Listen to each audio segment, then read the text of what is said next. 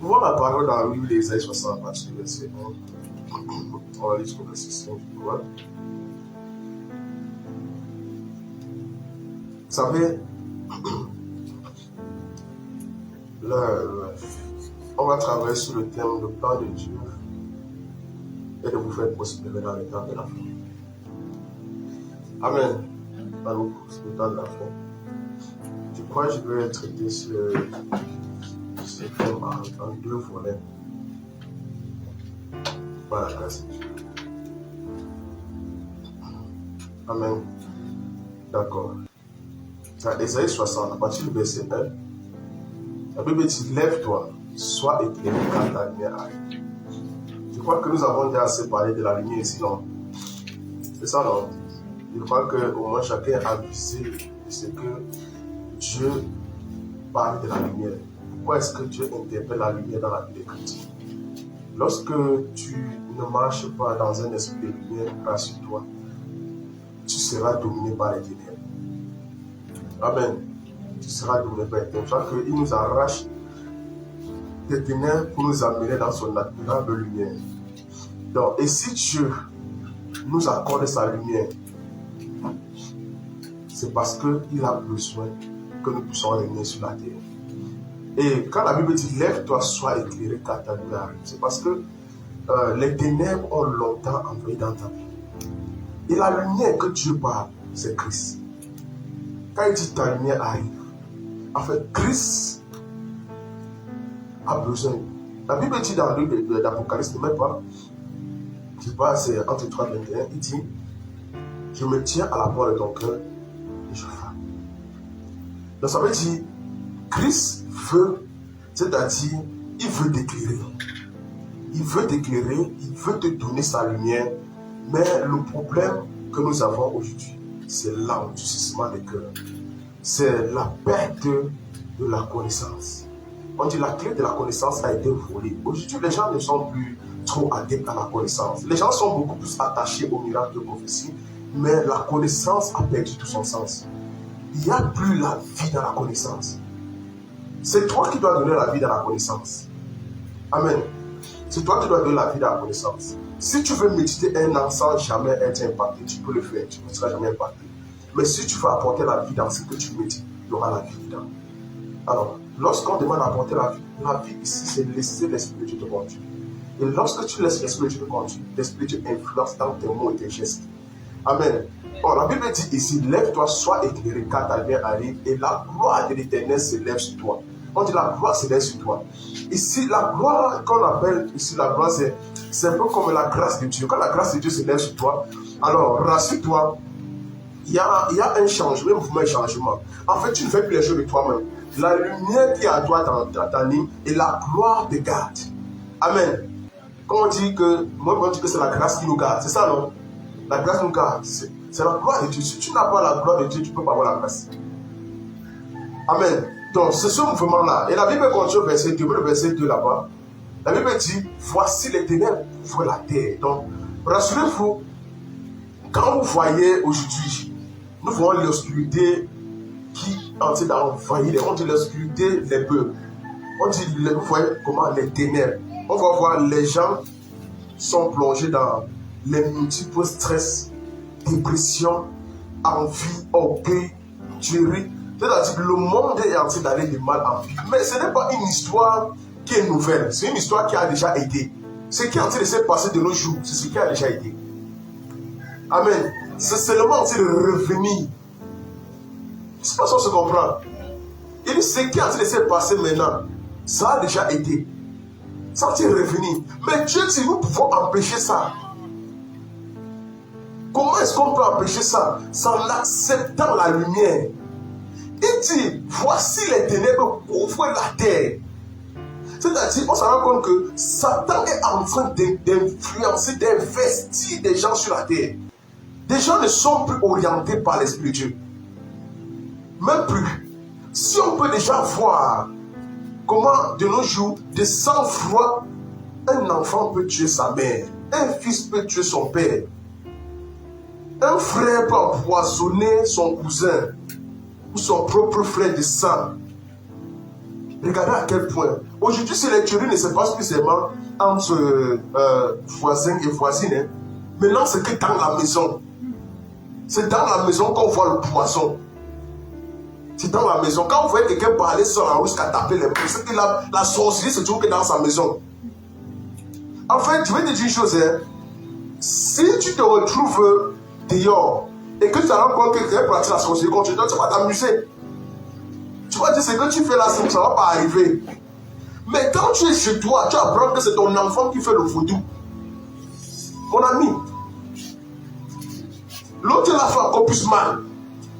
Quand tu apprends que c'est ton frère qui a pris ta photo, elle a attaché les pattes du poulet avec un tissu rouge, aller creuser un trou, mais que ta fille va ressembler au poulet. Mon ami, donc quand tu apprends les choses comme ça là, toi, ça te fait pas mal. Mais si on te dit qu'on a pris ton nom, on est parti avec ça à Yabwa et puis on a préparé, ça te dit à quoi? Tu brises les côtés. Mais la chose qui va te faire mal, c'est quand tu apprends que c'est ton frère. Qui vous dit qu'on le pratique? On pratique sur nous chaque jour. Chaque jour. Les gens me disent que tu tombes, les gens me disent que tu échoues. Et c'est pas ça que je comprends. Je dis, les gens me disent que tu échoues. On pratique sur vous chaque jour. C'est pour ça que Jésus dit, veillez et priez. Priez sans cesse. Afin de ne point tomber, résister au diable. Ça veut dire que même si tu montes, tu descends, les gens sortent. Quand tu passes même seulement en route, les gens disent, regardez-moi le type là. C'est une méditation mauvaise. Regardez-moi la femme, elle veut montrer qu'elle croit en Jésus. C'est une méditation mauvaise. On te lance une flèche. Vous pensez que la flèche se lance comment? On te lance la flèche. Tu es en train de passer en route. Et les gens ils cantent sur toi. Dès que tu passes, les gens ne parlent même pas de toi, mais rien que ton passage, on dit, ah, on voit le type. Tu deviens un sujet de débat. Tu ne veux pas au courant.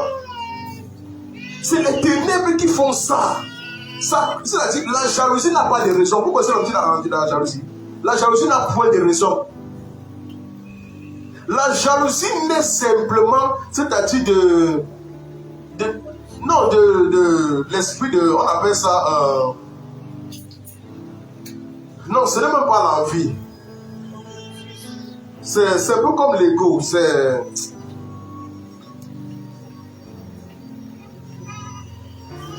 le complexe. Voilà, l'envie, la jalousie naît du complexe.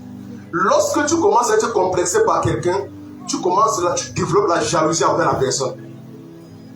Ça naît du complexe. Quand vous voyez quelqu'un qui est jaloux de toi, il est complexé de toi. Il a commencé à être complexé. C'est-à-dire qu'il a un complexe d'infériorité. En fait, quand il se regarde, quand tu vois quelqu'un ne fait que parler de toi négativement, en fait, c'est que tu es une star dans sa vie. Oui. Tu es une star. Ce n'est pas le problème que non, tu fais les gens, c'est que tu es une star. Et ça l'énerve. Lui ne sait pas pourquoi est-ce que ça l'énerve, mais ça l'énerve. Pourquoi? Parce que la sémence d'infériorité se trouve en lui. Ça, c'est les ténèbres. C'est pourquoi on dit que les ténèbres, vous voyez cela, couvrent la terre. Ça peut prendre n'importe qui. Dès que tu te laisses, tu donnes l'accès, pas envie de prendre. Et tu vas commencer à manifester les œuvres des ténèbres. Sans te rendre compte. Tu vas te rendre compte que tu vas commencer à éprouver des mauvais conseils pour les autres. Regardez très bien. On dit, mais sur toi, l'Éternel se lève, sur toi sa gloire apparaît. Quand il dit sur toi, ça veut dire que Dieu trouve qu'en toi, il y a une sémence qu'il doit relever. On dit que Moïse n'était pas là un homme, un tison arraché du feu. Ça veut dire qu'en ce moment-là, Dieu est en train de trouver à toi que je ne veux pas perdre ce que j'ai placé en cette personne. Je dois envoyer ma lumière sur cette personne. Je dois me lever dans sa vie. Je dois me lever pour le racheter. Je dois me lever pour l'élever. Je dois me lever pour le distinguer. Amen. Tu dis, je dois me lever pour cet enfant. Et je suis en train de dire, Dieu s'est levé pour toi. Amen. Et si Dieu s'est levé pour toi, tu ne dois pas le décevoir. Amen. Dieu aime les gens qui gardent son alliance et sa fidélité. Si Dieu se lève pour toi, ne perds pas le sens de la fidélité.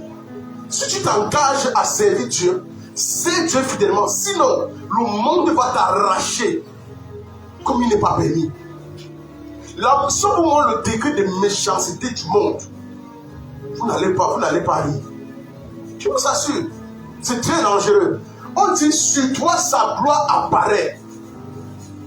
Donc ici, Dieu te donne cette grâce de pouvoir l'écouter, de pouvoir marcher avec lui, de pouvoir faire, parce qu'il s'est élevé dans ta vie. Maintenant, il fait apparaître sa gloire pour faire de toi une image dans ce monde, pour faire de toi un symbole, pour faire de toi un exemple. Et il dit au verset 3, regardez le verset 3, maintenant il dit au verset 3, le verset 3, il dit des nations maintenant, lorsqu'il va faire, il va te distinguer dans ce monde, il dit que les gens vont te regarder et dire que mais cet homme, il a quelque chose que nous n'avons pas. Maintenant, pour chercher à comprendre, les gens vont venir vers toi. Lorsque le Salomon exprimait sa sagesse, les gens partaient jusqu'à la reine de Bécheba. Elle était de son côté, elle entendait seulement. Elle dit que quand elle est venue, elle a entendu encore seulement, elle a dit que non, c'est que les gens m'ont menti. Ce n'était même pas, ça n'atteint pas le milieu de ce que tu sont en train d'entendre maintenant là.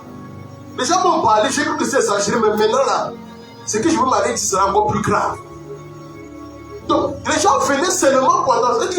Il était distingué dans sa génération. Et Dieu dit, lorsque je vais lever dans ta vie, je vais apparaître ma gloire sur toi. Il dit maintenant, je vais te mettre à part. Et les nations maintenant vont te chercher. Il dit, les nations marchent à ta lumière. Maintenant, c'est ta lumière là. Ta lumière qui vont commencer à chercher.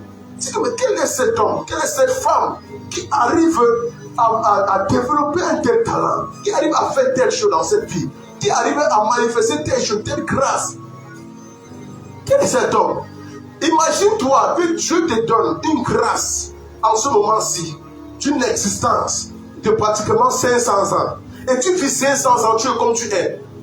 Les gens vont te chercher, tu dis, maman, quel est ton secret?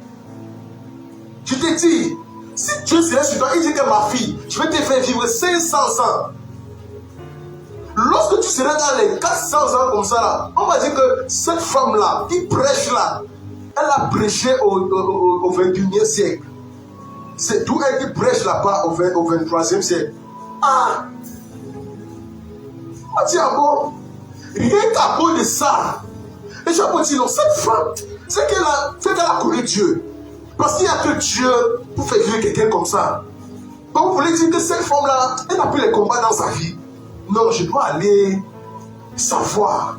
Là, cette femme a quelque chose. Il y a quelque chose là-bas dedans. On doit venir te demander. On doit venir chercher le Dieu qui t'a investi de cette grâce. Ton Dieu qui s'est levé dans ta vie. Les nations vont commencer à marcher à ta lumière. Quelque chose va les tirer vers toi. Et tu tirer. Je vous assure, aujourd'hui, quand on voit quelqu'un qui a vécu plus de 100 ans, ça devient un espoir sur la terre. Ça devient un espoir, ça devient comme si. Mais c'est terrible. C'est terrible. Mais quand on lit la Bible, aux gens qui n'avaient pas le Saint-Esprit, arrivaient à vivre plus de 500 ans. Toi, aujourd'hui, tu as le Saint-Esprit. À 30 ans, tu diras que ton dos fait mal. Tu dis que tes reins te font mal, tes pieds, tes genoux, ta fatigue. La vieillesse peut tuer ta mort. Tout ça à la fois. Tu veux quoi à la fin? Tu penses que tu es plus consacré que qui? Tu sais tu es plus que qui? Non. Non. Les gens ont servi dans le trou. Il dit dans le trou. Regardez très bien. On dit, et des rois à la clarté des nations. C'est-à-dire, des chefs des nations. Des rois vont venir te dire, ma fille, tu vas nous dire. Parce qu'il faut quelque chose qui doit les impacter.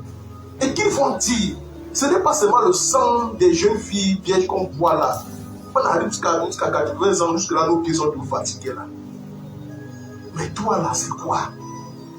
Les rois là, parce qu'eux, ils utilisaient le sang des vierges, parce qu'ils ont vu le sang des cobras, des vipères, des mambas, tout ça, ça n'a pas changé. Mais là, on utilise le sang des vierges. Puis, on dit sang pur. Tu vois, on dit des kidnappings, toutes ces choses-là. Des kidnappings bizarres. Bizarres, c'est parce que c'est ça. Ils font ça pour se rajeunir. Les kidnappings sont déliquités par les ocages. Regardez ce qui se passe. Mets le verset 4. Mets le verset 4.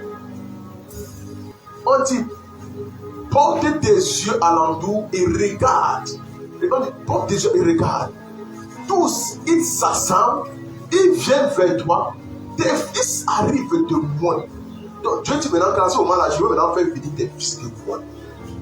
Il dit, regarde autour de toi. Il dit, porte tes yeux alentour. Commence à regarder. On dit, tous, ils s'assemblent. Tous les rois, tous les nations, tous tes fils arrivent de loin. Et tes filles seront portées sur tes bras. Tes filles. Donc Dieu va ramener tout dans ta vie. Lorsqu'il va s'élever dans ta vie. Et je suis en train de dire, Dieu s'élever dans ta vie. Le problème maintenant, il faut que tu commences à marcher dans cette fidélité. Amen. Mets le verset 5. Mets le verset 5 ici là. Tu tressailleras alors et tu te réjouiras. Et ton cœur bondira et se dilaitera quand les richesses de la mer se tourneront vers toi et quand les trésors. Mets la suite. Et quand les trésors des nations viendront à toi. Donc, il y a les richesses de la mer et les trésors des nations qui vont venir vers toi. Je suis en train de t'annoncer. Ça, c'est une prophétie qui se renouvelle dans ta vie. La Bible dit les bontés de l'Éternel se renouvellent chaque jour. Je suis en train de renouveler une prophétie dans ta vie. Une prophétie qui avait déjà été dite. Je suis en train de t'annoncer qu'une saison nouvelle s'ouvre dans ta vie. Parce que les rois de la terre, les gens qui vont venir de loin, ils vont te chercher au nom de Jésus. Les gens vont marcher à la clarté de ta lumière. Ça ne sera pas simplement une simple étincelle, mais je dis une lumière grandement s'élever dans ta vie. Au nom de Jésus. Regardez très bien. La Bible continue dans 1 Corinthiens 11 parce que si. Regardez, regardez ce qui se passe. Si nous ne croyons pas à cette méchanceté qui est dans le monde, nous ne pouvons pas chercher à recevoir le pouvoir pour dominer sur elle. On va croire que tout est normal. Parce qu'il y a une méchanceté qui se vit dans le monde. Regardez, Ecclésiaste dit ceci. Ecclésiaste dit ceci.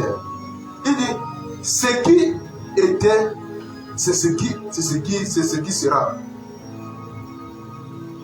Ecclésiaste 3.15, pas de Ecclésiaste 3.15 là-bas. Il nous dit, donc, donc, les choses qui ont été, c'est les choses qui se passent toujours.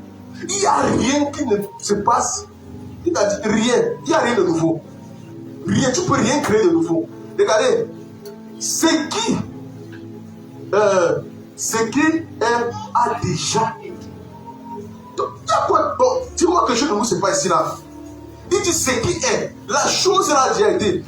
Ça veut dire que les problèmes que tu traverses aujourd'hui, quelqu'un d'autre a traversé ça. Toi, tu vas dire que ma part de problème, c'est trop grave. Non, c'est pas grave. Quelqu'un n'a pas pu supporter ce que tu as supporté, là, il s'est suicidé. Mais la grâce de Dieu est venue sur toi. Dieu dit, ce qui est a déjà été. Et ce qui sera a déjà. Il n'y a rien, ça veut dire rien ne va changer. Il te dit rien. Il dit ce qui sera, ce qui. On dit, et Dieu ramène. Montre-moi alors là où je ne voulais pas. C'est une parole de sagesse que Salomon est en train de donner. Pour te dire que mon fils, le problème que tu traverses là, mon ami, quelqu'un d'autre a traversé ça. Et Salomon veut dire ceci, c'est pour dire quoi? Lorsque tu es en train de discuter, forcément devant l'Esprit de Dieu, tu dis que Seigneur, je sais qu'il n'y a rien de nouveau devant toi. Ce que je suis en train de vivre ici, tu as déjà résolu ce problème. Tu as résolu ça pour quelqu'un d'autre. Je sais que tu peux le résoudre pour moi. Et dans ta main, dans ma vie, éclaire-moi, donne-moi la sagesse de sortir de ce problème. Et Dieu va te donner cette sagesse. Parce que si tu veux rester, faire les ricaboches, aller chercher les maraboutages, aller chercher les prophéties, tu vas te détruire. Demande à l'Esprit de Dieu que la chose qui est en train de m'arriver ici, je sais que quelqu'un d'autre a déjà vécu ça avant moi. Et tu as déjà résolu ce genre de problème. Et si même les autres personnes ont échoué, c'est parce qu'ils n'ont pas l'humilité de s'approcher de toi. Accorde-moi la crainte de sortir de là. Dieu va te donner une sagesse surhumaine auquel tu vas sortir de là. Je ne sais pas si on se comprend. Amen. Parce que la chose qui est a déjà été. Vous pensez que ce jour que les gens manquent le loyer, les gens ont manqué le loyer depuis avant. Vous pensez que ce jour que les gens manquent l'argent pour faire les examens, les gens ont manqué l'argent avant toi. Demande simplement à Dieu. Vous pensez que les gens ont manqué les salaires pour le jour de pouvoir dehors, pourquoi? Dieu dit ceci. Si quelqu'un manque les salaires, c'est que il demande simplement, on lui donne. Mais il y a des gens qui ne demandent pas. Demande. Fais ta part d'examen, on voit si ça va marcher. Fais ta part, ne te plains pas. Ne dis pas, Dieu m'a abandonné. Je ne sais pas, Dieu, tu as demandé de quelle manière. Si tu as demandé, ça ne va pas marcher. Demande de quelle manière je dois demander. Demande au Saint-Esprit. Je ne sais pas demander. Et aide-moi par ton esprit. On dit l'esprit de Dieu intercède pour nous quand nous ne savons pas ce qu'il convient de demander. Demande par l'esprit. Demande à l'esprit de d'envahir ton cœur. Sors l'amertume de ton cœur et l'esprit va te prendre. C'est comme ça. Ne te plains pas seulement à dire j'ai demandé mais je n'ai rien reçu. J'ai prié mais je n'ai pas entendu la voix de Dieu. Tu ne vas pas entendre la voix de Dieu, il te garantit. Si tu continues à demander dans la même position, si tu continues à demander en te plaignant, quand tu demandes, sache que quelqu'un a passé par là. Demande ayant la conscience que le problème, c'est Jésus a déjà résolu ça. Ce n'est pas un problème nouveau pour Jésus. On va te dire, la maladie, c'est rare. On n'entend pas ça. On entend seulement ça dans quel pays? Madagascar. C'est bien Bénin. Au Cameroun, il n'y a pas le médicament pour ça. Tu es mort. Il faut le transporter pour aller où? L'Esprit de Dieu n'est pas dans ce pays. Tu vas rencontrer qui là-bas? Tu peux rencontrer qui? Non, c'est rare. Mon ami, c'est rare parce que tu ne connais pas ce qui a été. Tu ne connais pas. Mais je veux te dire une chose, qu'il n'y a rien. La Bible dit ça que Jésus parle juste à dire, rien n'est impossible à Dieu. Rien. C'est pour dire que si dans ton cœur, tu mets que c'est difficile, que Dieu vraiment, le genre des problèmes, c'est là. Oui. Je dis qu'il y a des paroles qui nous condamnent. La Bible dit que par tes paroles, tu seras justifié et par tes paroles, tu seras condamné. Nos propres paroles nous condamnent. Et l'autre jour, j'étais avec ma belle Martine, je crois bien de voir un film, et puis quelqu'un dit dans le film que non, cet homme, il a plus d'argent que Dieu. Que même Dieu n'a pas l'argent comme lui. J'ai sauté d'abord. Et j'ai encore fait un film. Il dit que ben, la fille, si la Dieu dit même quoi? Il dit que non, le type est plus friqué que Dieu. J'ai cru que j'avais mal entendu. Donc imagine un peu, et puis les enfants qui disons entendre ça, il est conscient, ça leur fait croire qu'il y a des gens sur la terre qui sont plus riches que Dieu. Quand Dieu te dit à moi l'or et l'argent, ça veut dire qu'il y a quelqu'un qui va dire qu'il est plus intelligent que Dieu. Vous voyez les films des sudoués, on vous montre l'intelligence de quelqu'un, tu peux croire que même Dieu ne peut pas réfléchir comme lui. Quelqu'un qui réfléchit à la vitesse de la lumière. Ne comparez jamais l'homme avec Dieu. C'est la bêtise qui vous excite, c'est les ténèbres. Ne comparez jamais. Rien qu'à cause de cette parole, cette fille est à pourri.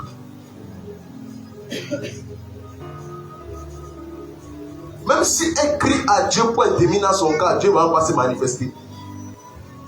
Elle a assuré sa conscience, à moins qu'elle se répande.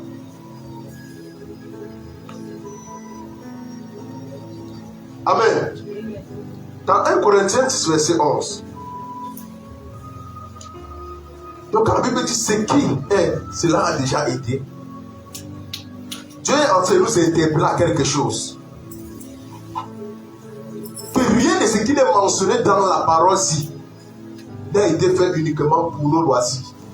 La Bible dit on dit que les choses les sont arrivées pour servir d'exemple. Donc tout ce qui est arrivé aux gens, Ça les a servi d'exemple. Maintenant, s'il y a un exemple qui a eu à toucher quelqu'un, toi, tu vas encore vu tomber. Dis-moi, si Dieu te fait grâce de connaître que quelqu'un est passé par là, dis-moi que tu vas échouer. Dis-moi. Vous savez la grâce que les petits frères ont, c'est que Jésus, qui est l'aîné, le grand frère de tout, est déjà passé par là le premier. Amen. Il est déjà passé par là le premier. Il a déjà vécu le premier. Il a tout fait le premier. Tout. Il a été immolé le premier. Ce n'est pas la chèvre qui a été immolée le premier. Comme les gens pensent que oui, ce n'est pas la chèvre, ce n'est pas le mouton. Il a été immolé le premier. Et la Bible dit, regardez bien, quand nous marchons dans cette vie et que nous avons des grands frères, lorsque le grand frère est déjà passé en classe de troisième, il est en seconde. Celui de seconde, celui qui vient maintenant en troisième a de la chance parce qu'on peut l'expliquer facilement certaines choses. C'est pour ça qu'on se comprend. Le petit frère à cette occasion, c'est une chance, c'est une grâce qu'il a, que les aînés sont passés là avant lui. Et souvent quand l'aîné a échoué le probatoire, et qu'il a peut-être échoué 2, 3 fois, et maintenant il part, il a été au bac, le petit frère vient, il va lui donner des conseils que petit. Là où tu vois là, j'ai fait ça, j'ai échoué. Donc pour toi, pour ne pas échouer, comporte-toi comme ça. Il connaît.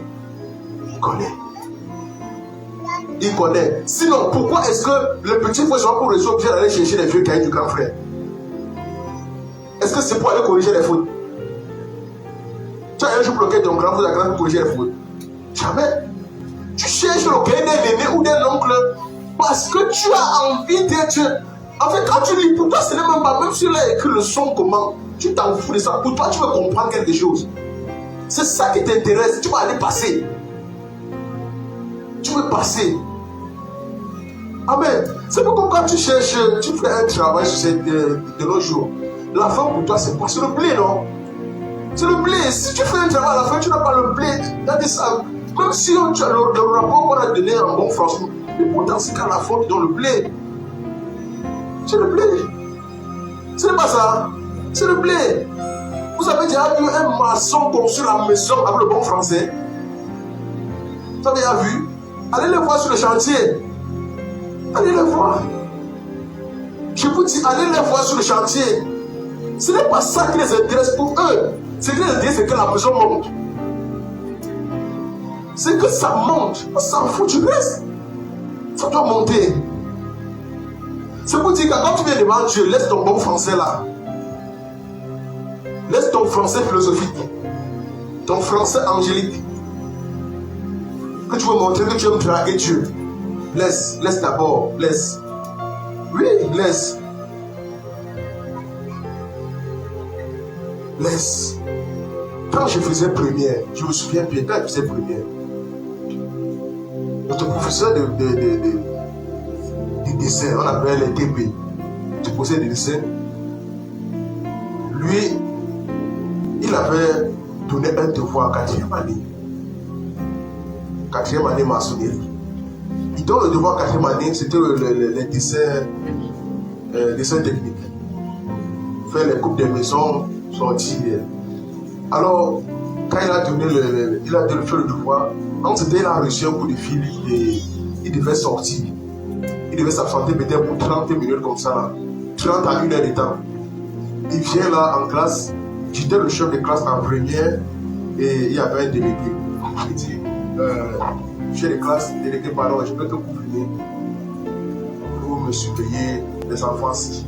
Le temps que je reviens, il dit, prenez avec vous 2 autres personnes. Parce que les enfants sont très délinquants, on a dit, on a vu 2 autres personnes. On arrive, on descend, on arrive en classe de 4e année. Très nombreux ces gens, très nombreux et influents. Chaque 4e année, c'est vos grands frères, c'est pas la bouche. C'est vos grands frères, c'est vos aînés, c'est vos parents. C'est vos parents. Moi, je ne savais pas parce que quand je passe le BPC et puis je vis en seconde technique, j'étais très jeune, j'arrive là-bas, bon, je vois que c'est des mon frère. Les gars qui portent le pardon là, les gars qui soulèvent les moteurs, c'est pas n'importe qui. C'est vos papas. C'est vos grands frères. On arrive en 4e année, les gars nous regardent comme ça, là, avec les yeux rouges. On dit, bon, le professeur dit, vous ne bougez pas. Ici, c'est vos grands frères. Bon, on ne pouvait pas trop dire parce que nous avons la tenue kaki, ça va la tenue noire. On s'assoit là, on marche, on fait un peu le nerf. L'autre dit que, grand frère, connais-vous du bien? Tu penses qu'il faut que tu n'as pas compris. L'autre dit, grand frère, connais ta robe de tous les jours. Donc, ça veut dire, c'est comme si donc, les gens on t'intimide avec les mots. Pourquoi c'est que Goliath a fait au peuple d'Israël? Intimidation avec les mots. Tu intimides. Après, tu dis bon, l'autre dit bon, les gars, vous êtes nos aînés de la classe. Mais vraiment, vous-même vous avez triché dans la vie, il faut tricher.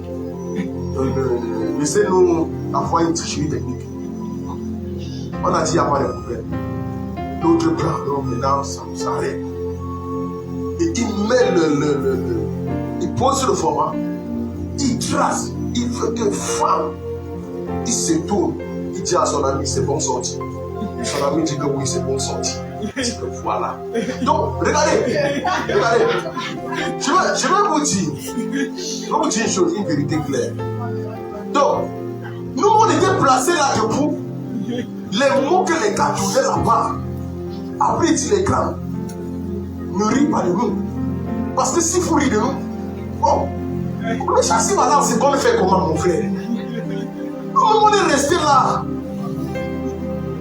Afin, quand on finit de tout, on a ramassé les copies, on est parti, on est en sport. Et puis, on était en train de faire le sport, on courait. Les gars qui avaient jeté autour là, les gars disaient, oh voilà les grands là-bas, les grands nous ont suivi là l'autre jour. Oh non, applaudis pour applaudir. Mais nous on était debout comme ça, on a commencé à rire pour on est tombé. Applaudis. Donc vous comprenez qu'il y a des gens qui s'en foutent du français.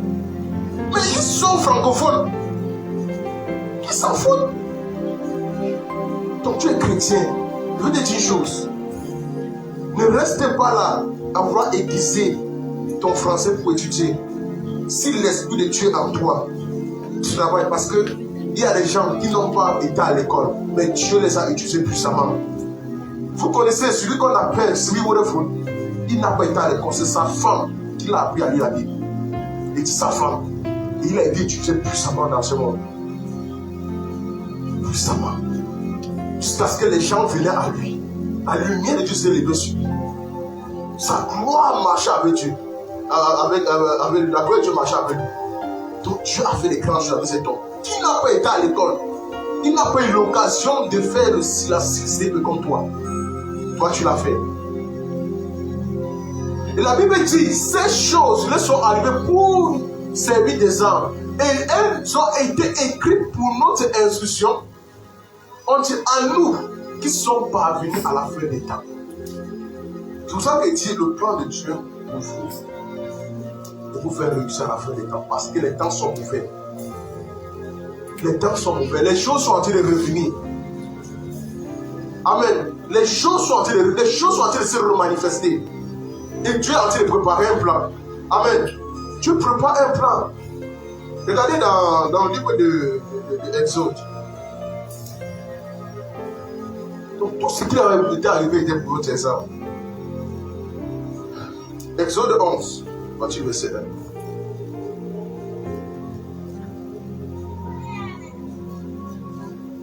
Regardez bien. Partir verset 1. La Bible dit, Exode 11. L'Éternel dit à Moïse, je ferai venir quoi encore. Donc, Dieu dit, je vais encore faire venir le fléau. Donc, ça veut dire que le fléau a été à venir une fois. Est-ce que je comprends? Il y a le fléau qui était à venir. Il dit, je vais encore faire venir le fléau sur Pharaon et sur l'Égypte. Après cela, il vous laissera partir d'ici. Lorsqu'il vous laissera tout à faire aller, on dit, il vous chassera. Il va même vous chasser. Mais la suite. Parle au peuple pour que chacun demande à son voisin Et chacune a sa voisine. Des vases d'argent et des vases. Et tu parles à chacun. Que chacun demande son voisin. Et chacune a sa voisine. Il demandait les vases d'or et les vases d'argent. Dieu va disposer. Verset 3. L'Éternel fit trouver grâce aux yeux. Fait grâce au peuple aux yeux des Égyptiens. Moïse lui-même était très considéré dans le pays d'Égypte. On dit aux yeux des serviteurs du Pharaon et aux yeux du peuple. Moïse était lui-même très considéré. Donc ici, Dieu dit, je vais encore faire venir un fléau. Pour que le tout ci là, ça va leur faire mal. Ils vont vous laisser partir. Amen. Est-ce qu'on est ensemble? Écoutez très bien là où nous sommes en train d'aller. Regardez. Pour comprendre non, reviens. Pour comprendre ce passage que nous venons de lire, mets le psaume 105, verset 37 là-bas. Mets le psaume 105, verset 37. Pour aller rapidement. On va comprendre ce qu'on vient de lire ici.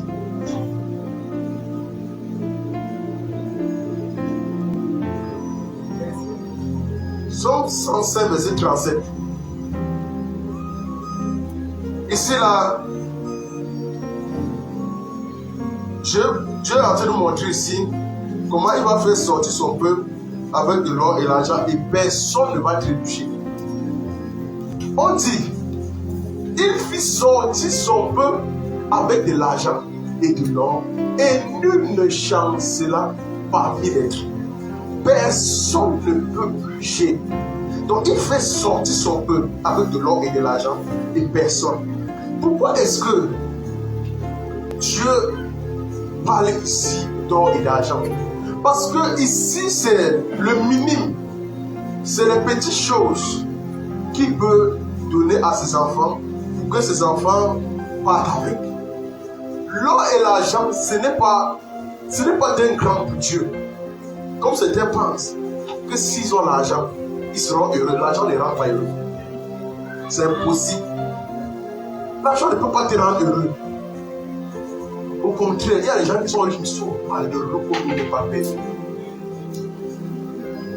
Les problèmes, les réflexions.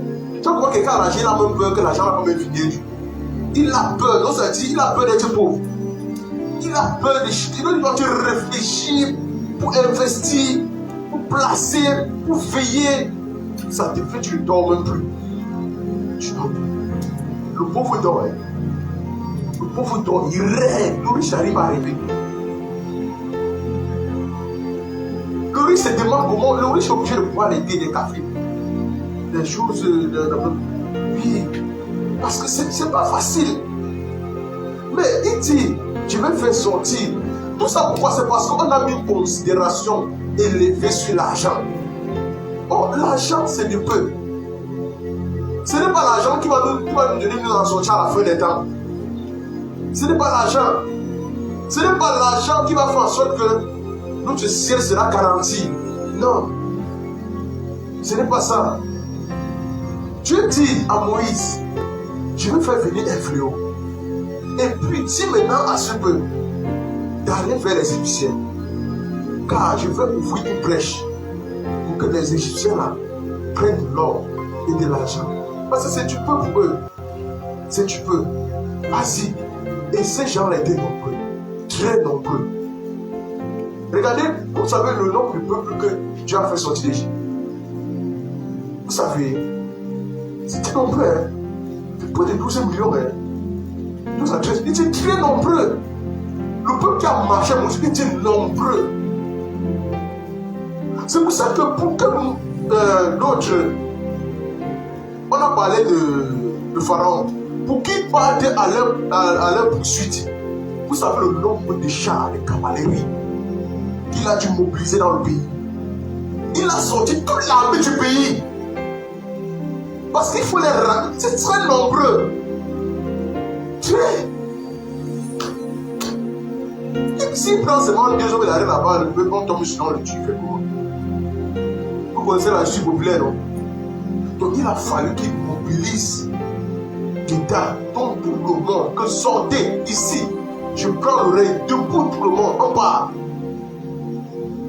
Maintenant, si Dieu a pris la peine de protéger son peuple d'Égypte, lorsqu'il a fait venir le fléau de la mort sur lui, il fait protéger son peuple. Combien de fois toi, est-ce qu'il a protégé avec l'argent? Est-ce qu'il a dit que ceux qui auront avancé beaucoup d'argent seront protégés? Il a dit ça? Non. Dieu dit quoi? Il dit allez, prenez l'agneau, immolez, et puis restez dedans, prenez maintenant le sang, mettez sur les poteaux et suivez. C'est ça, n'est-ce pas? Poteaux et les deux qui font quoi? La croix, n'est-ce pas? Parce qu'il dit que lorsque je viendrai la nuit, un sombre moment. Pourquoi il dit qu'il vient la nuit? Lorsque les ténèbres se sont abattues. Il dit lorsque je viendrai. Et quand je ferai le sang, ça veut dire quand je veux voir Christ. Quand je veux voir Christ, quand je veux voir l'œuvre de la croix, je vais passer. Maintenant, qu'est-ce qu'il a dit? Lorsque vous aurez mis le sang sur les poteaux et les linteaux, à l'intérieur, qu'est-ce que vous faites? Qu'est-ce que vous faites dedans? Vous ne savez pas? Il dit maintenant à l'intérieur, vous devez manger la viande. C'est pas ça que je comprends. Lorsqu'on parle de manger, vous devez participer au repas. Tous, il dit tous devaient participer. Tous devaient participer. Mais son sang était devant. Quand tu veux faire quoi que ce soit dans la vie, si tu veux garder tes projets, tu veux garder tes entreprises, garder tout, il faut que le sang soit en avant. La Bible dit qu'ils l'ont vaincu à cause du sang. Le sang doit être devant. Le sang doit être devant ton visage. Le sang doit être devant ta porte. Le sang doit être dans ta voiture. Le sang doit être sur ton chemin. Le sang doit être dans ton bureau. Le sang. Parce que s'il n'y a pas le sang, le monde va tout triompher de toi. S'il n'y a pas le sang, le stress va toujours avoir raison de toi. Mais il faut le sang. Il faut le sang. Donc si Dieu a pris la peine de protéger son peuple en donnant l'instruction, et il dit maintenant aujourd'hui, voici l'agneau du monde qui est démolé. Et il prend le pain et il dit, ceci est mon corps. Prenez et mangez. Ceci est mon sang, prenez et buvez. Il vous demande de participer au repas. Participez. N'ayez pas peur, participez. Il vous interpelle à ça. Amen. Donc, prenez la peine. Est-ce que vous participez même souvent à la maison? Hein? Donc, vous avez peur de participer à la maison. N'ayez pas peur. Hein? Les richesses que vous voyez dans le monde, ça vous appartient. Et les richesses que vous voyez, que vous enviez un genre là, c'est pour vous. Laissez, priez pour eux qui travaillent encore bien. Parce que vous, là, vous aurez autant de travail. Vous allez se manger. Vous allez manger et manger. Dans Proverbe 13, verset 22. Écoutez très bien Proverbe 13, verset 22.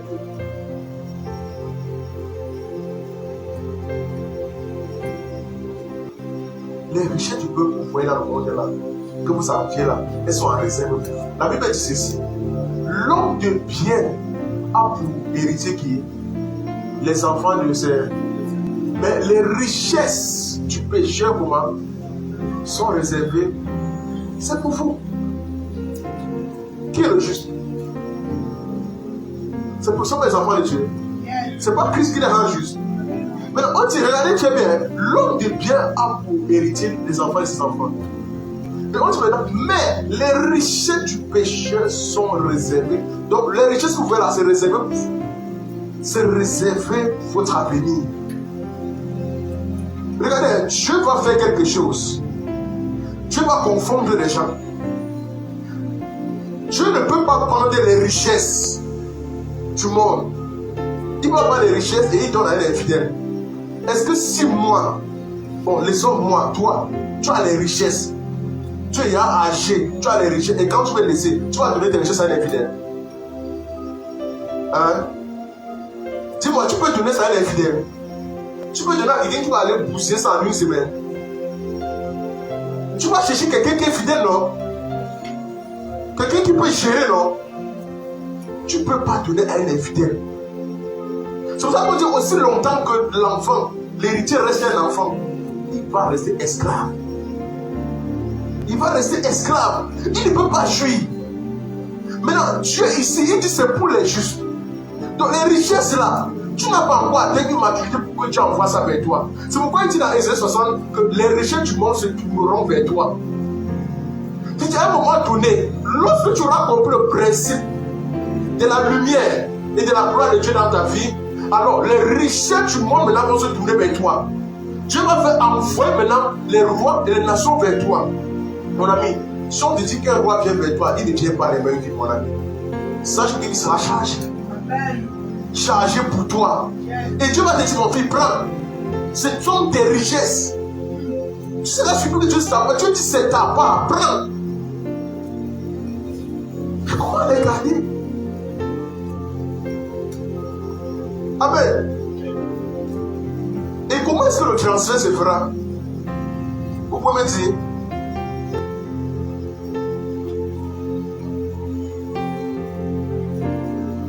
Vous pouvez me dire quand le transfert peut se faire? Vous me dites quand ça a été fait? Parce que quelqu'un m'a dit, je prie depuis, mais je n'ai jamais expérimenté. Je n'ai jamais expérimenté ça. Depuis que je suis depuis que je suis chrétien, ou bien j'ai vu depuis nos grands-pères, nos parents, je n'ai pas encore vu ça. Mais comment est-ce que tu peux nous parler de ça maintenant? Je peux vous dire. Regardez, l'Église dit, il n'y a rien de ce qui est qui n'a pas été. Donc, pour ce qui se passe, ça a déjà été. Ça s'est déjà passé. Et Dieu dit, quand il vient dans Exode 12, il dit, à minuit, je vais passer. Donc, Dieu dit,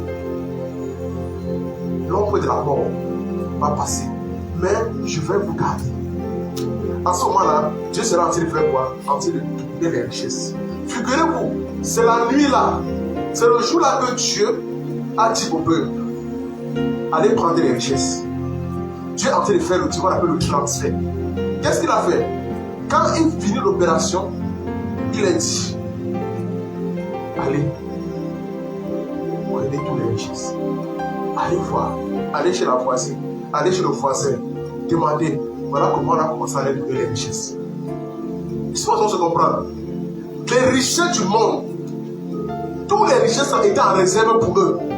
En fait, les richesses que tu vois, ils ont passé le temps à dire que non, ils ont enrichi les gens, on a travaillé pour les autres. En fait, Dieu t'a dit qu'ils travaillaient pour vous. C'était vos comptes bancaires.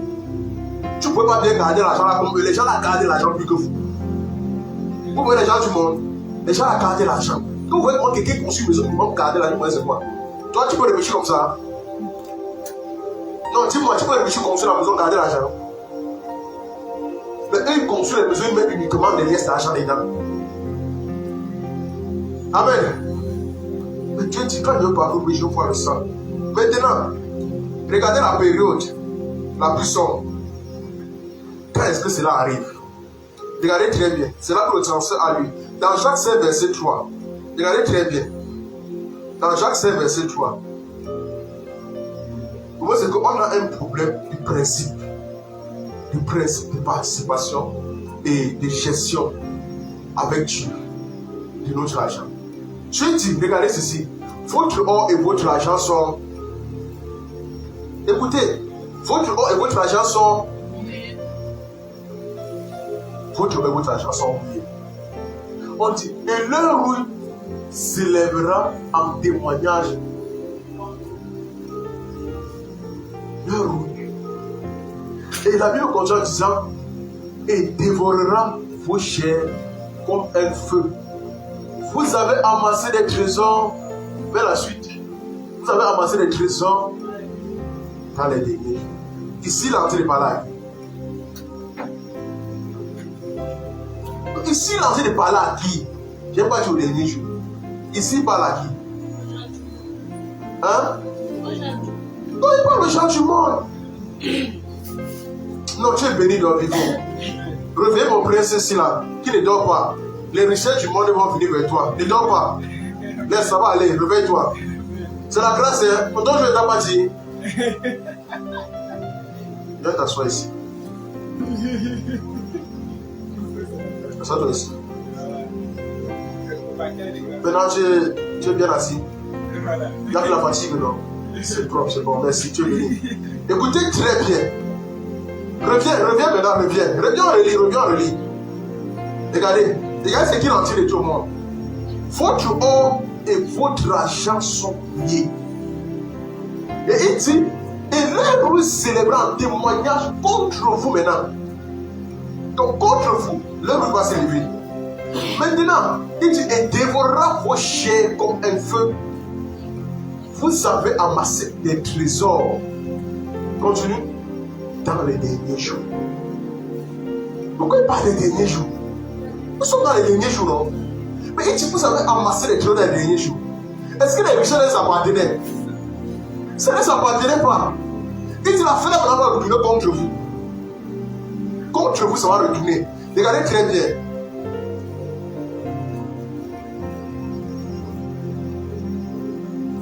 Apprenons de Jésus. Hein. Apprenons de Jésus. Je veux qu'on apprenne de Jésus. Parce que Jésus, lui dit, je ne peux pas confier ma richesse à un impie. Je ne peux pas confier ma richesse à un pécheur. Jésus va d'abord te prendre. Il doit te laver, il doit te ramener. Amen. Il ne peut pas confier sa richesse à un voyou. Regardez, dans Luc 16, au verset 10 à 11. Luc 16, verset 10 à 11. Regardez bien. Mais Luc 16.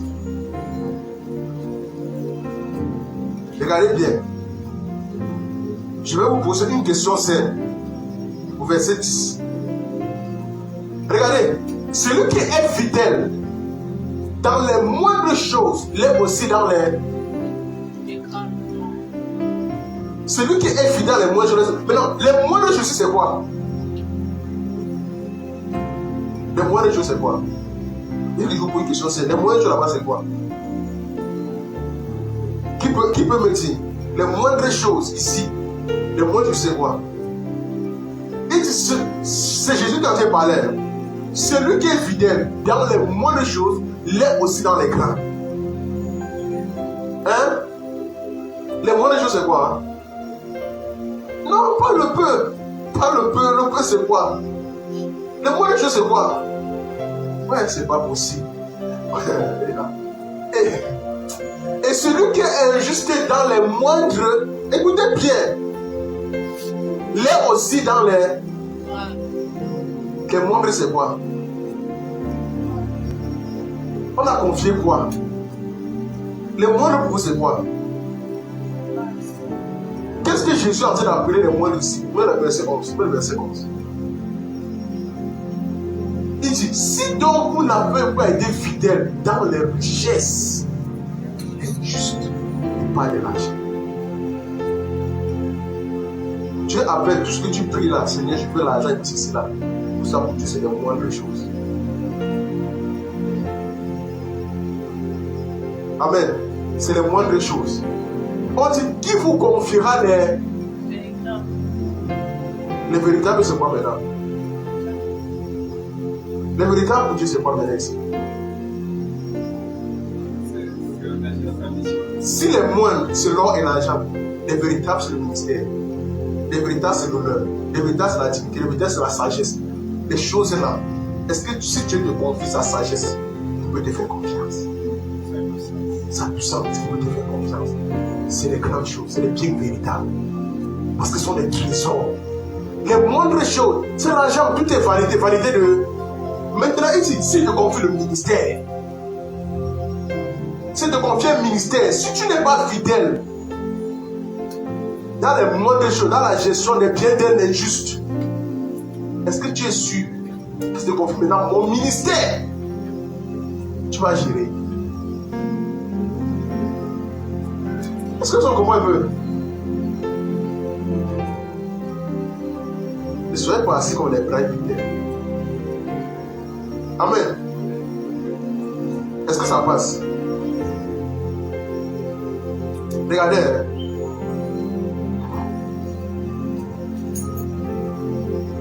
L'argent, c'est quoi pour vous dans le monde? L'argent, c'est quoi pour vous? L'argent, c'est quoi? moyen d'échange. Mais le moyen d'échange là, elle ne s'applique que sur la terre. C'est un moyen d'échange dans le monde, non? Elle ne s'applique que sur la terre. Ce n'est pas au ciel. Tu ne peux rien faire avec ça au ciel. C'est pour ça que tout ce qui s'applique que sur la terre, c'est moindre pour Dieu. C'est pour ça qu'on se comprend un peu. Mais dans les biens véritables, ce qui est éternel. Est-ce qu'on se comprend? Les biens véritables, ce qui est éternel. Mais dans les moindres choses, comment tu peux t'attacher à une voiture au point où tu es capable de tuer ton frère, de mettre ton frère dehors de la maison parce qu'il a collé ta voiture dehors? Donc tu es sûr que tu peux défendre cette cause? Tu l'as mis dehors, pourquoi de la maison? Il a pris ma voiture, il est parti, cogner un poteau en route avec. Donc tu as raison de le mettre dehors. On va t'applaudir. Que du courage. L'enfant était dit, tu avais bien dit. C'est ça, non? C'est pas ça. Que Dieu vous bénisse. Amen. Amen. Regardez, le mode de l'argent est toujours injuste. La plupart, pourquoi les gens, est-ce que, même la Bible dit, l'argent en elle-même, l'argent est injuste. Pourquoi? Parce que la plupart des temps, l'argent est utilisé pour les choses injustes. C'est pour ça qu'elle est entachée. Et lorsque l'argent est entaché, pour que tu puisses utiliser l'argent, sans problème, qu'est-ce qu'il faut faire? Je vais te dire une chose. Pourquoi est-ce qu'on dit que si un juste ramasse, un juste ramasse une somme d'argent, une grosse somme d'argent, l'argent est juste. Et si c'est un impli qui ramasse l'argent essuyé, pourquoi est-ce qu'on dit ça? Pourquoi est-ce qu'on doit dire ça? Maintenant, Dieu te dit ceci. Si tu as de l'argent, comment est-ce qu'il faut rendre ton argent? Comment tu peux purifier ton argent? Comment? Vous pouvez me dire comment est-ce que vous pouvez purifier? Comment? Non, ce n'est pas possible. C'est les parents qui rendent l'argent plus. Comment? Ce n'est pas les parents qui rendent l'argent plus. Amen. D'accord.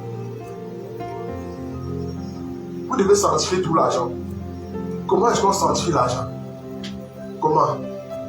Comment on sanctifie c'est-à-dire les peu de choses? Comment on sanctifie ça?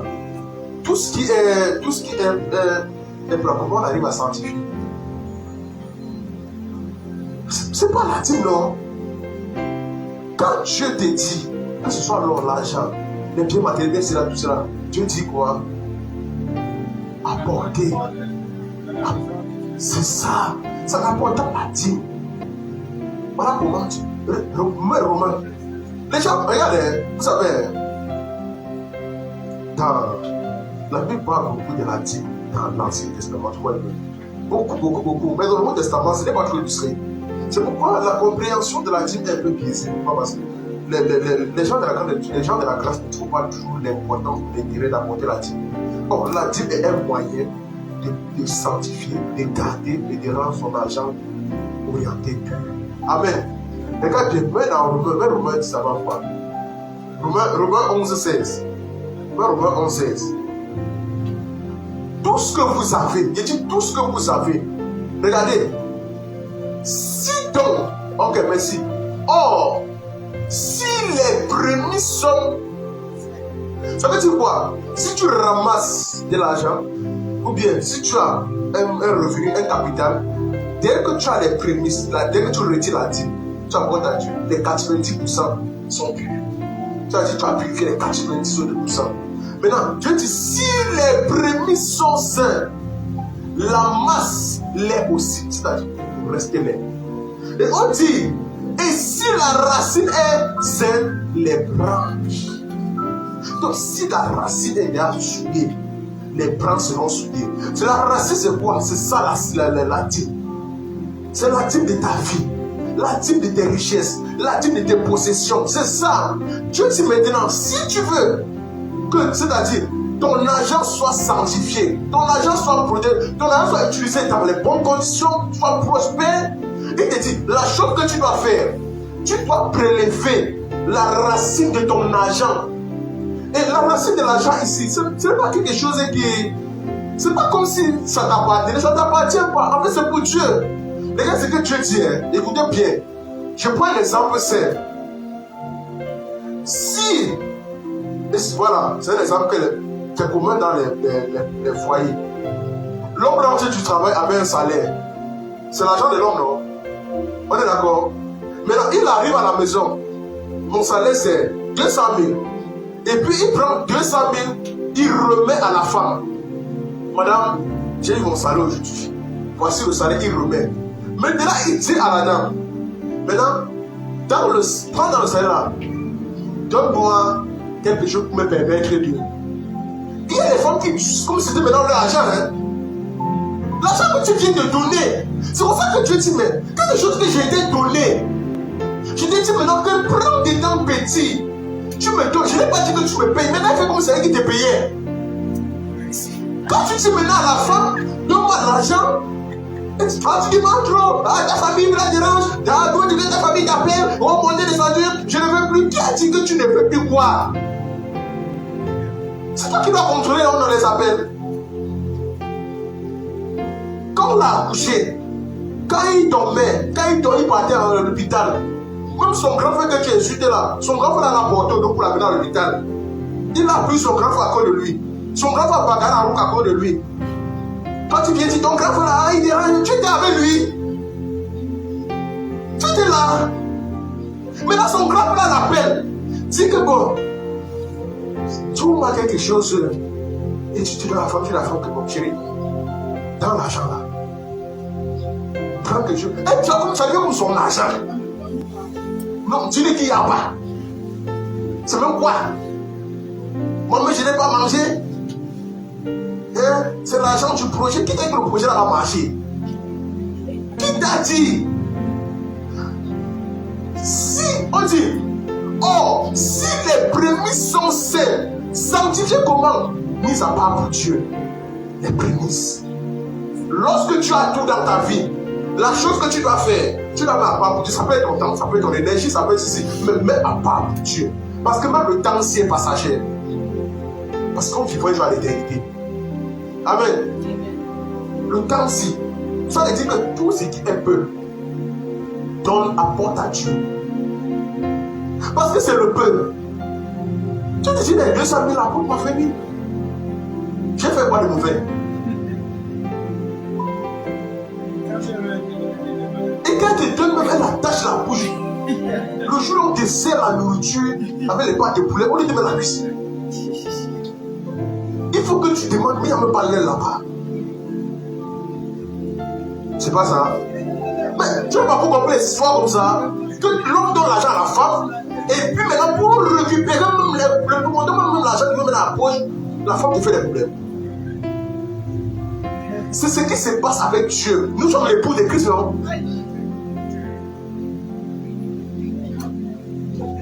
Ah. C'est ça que Christ a dit une fois. Pourquoi il t'a donné la femme pour que tu vois l'exemple? C'est ce que la femme est capable de faire. Et c'est que vous me faites. Mais là, il dit que mais moi, c'est que je t'ai donné. Regardez combien de personnes. Le mal il a abandonné Dieu. Oh là là. Des livres. Alléluia. Est-ce que le rythme est bon?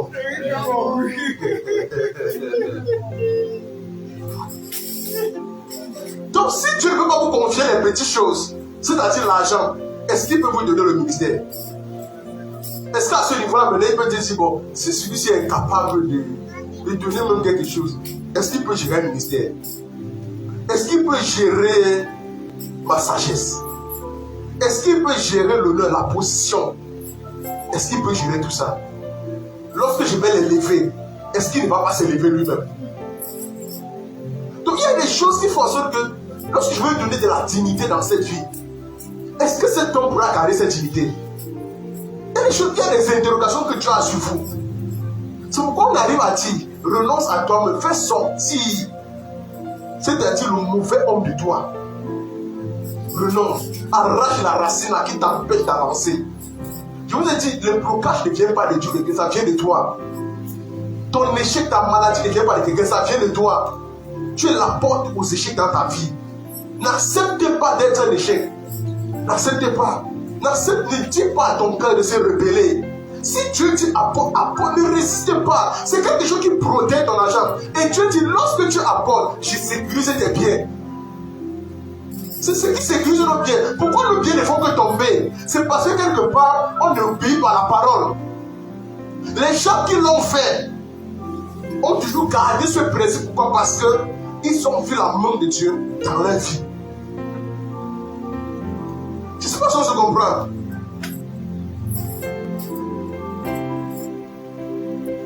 Regardez. Regardez pourquoi Dieu réclame son peuple.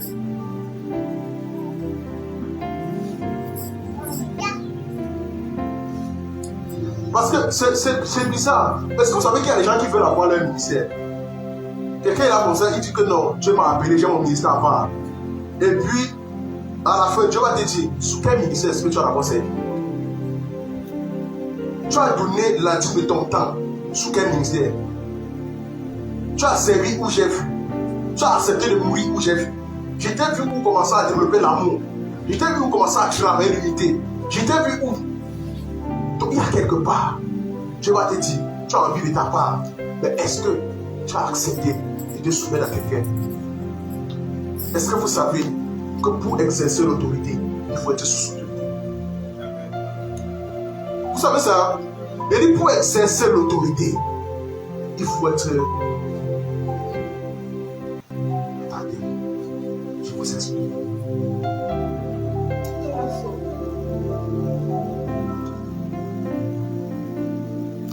Voilà, même moi peut-être un passage.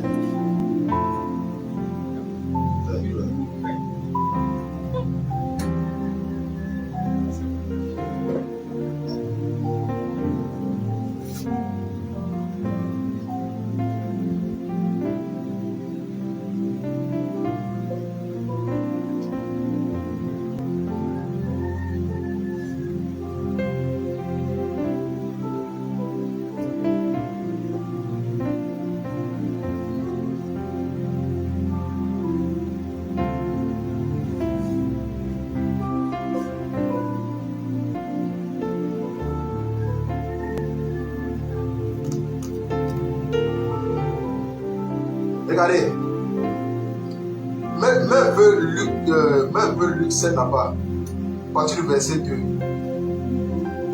Même Luc 7.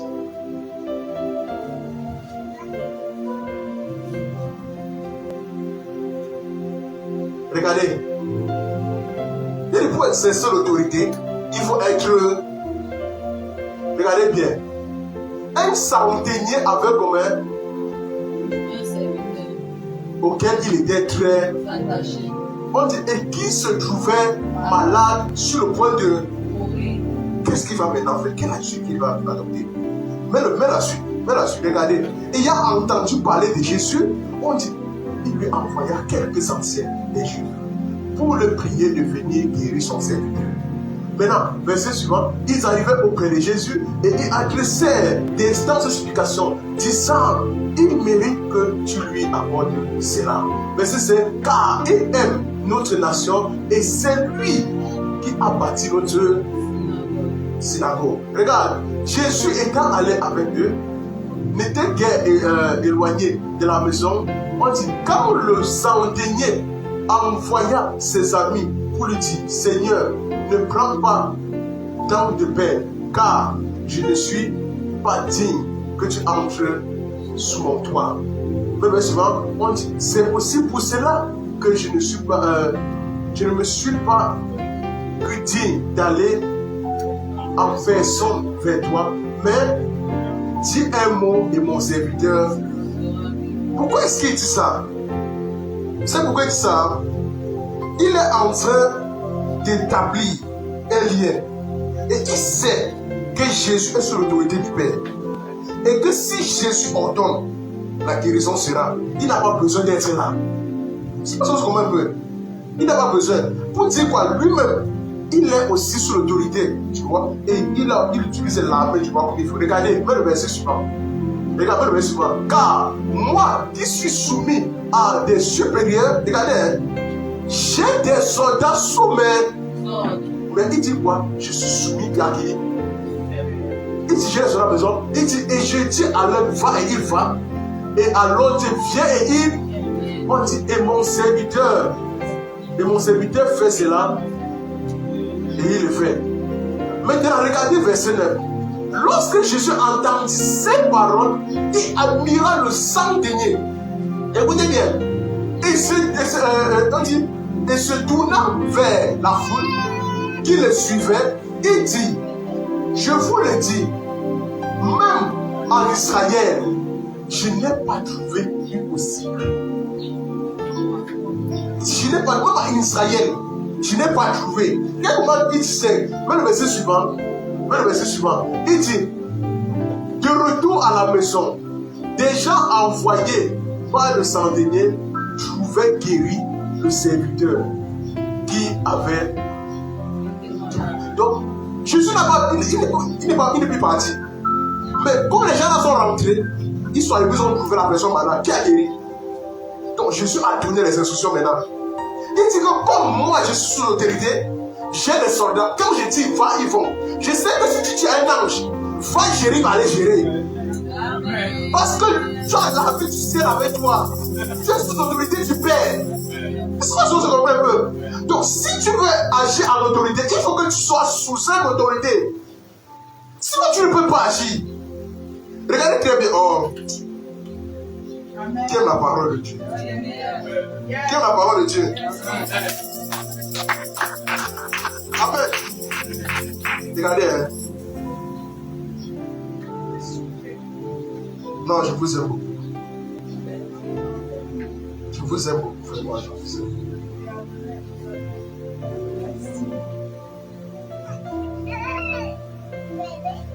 Même la même chose s'est produite avec les disciples.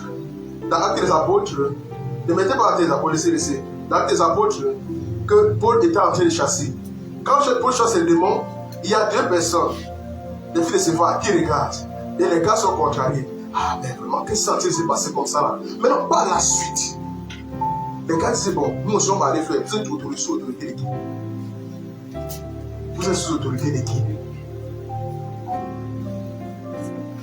Jésus est sous l'autorité du Père, Paul est sous l'autorité de Jésus, vous êtes sous l'autorité. Il dit, moi je connais Jésus, je connais Paul, vous êtes sous l'autorité de qui? On les a fouettés.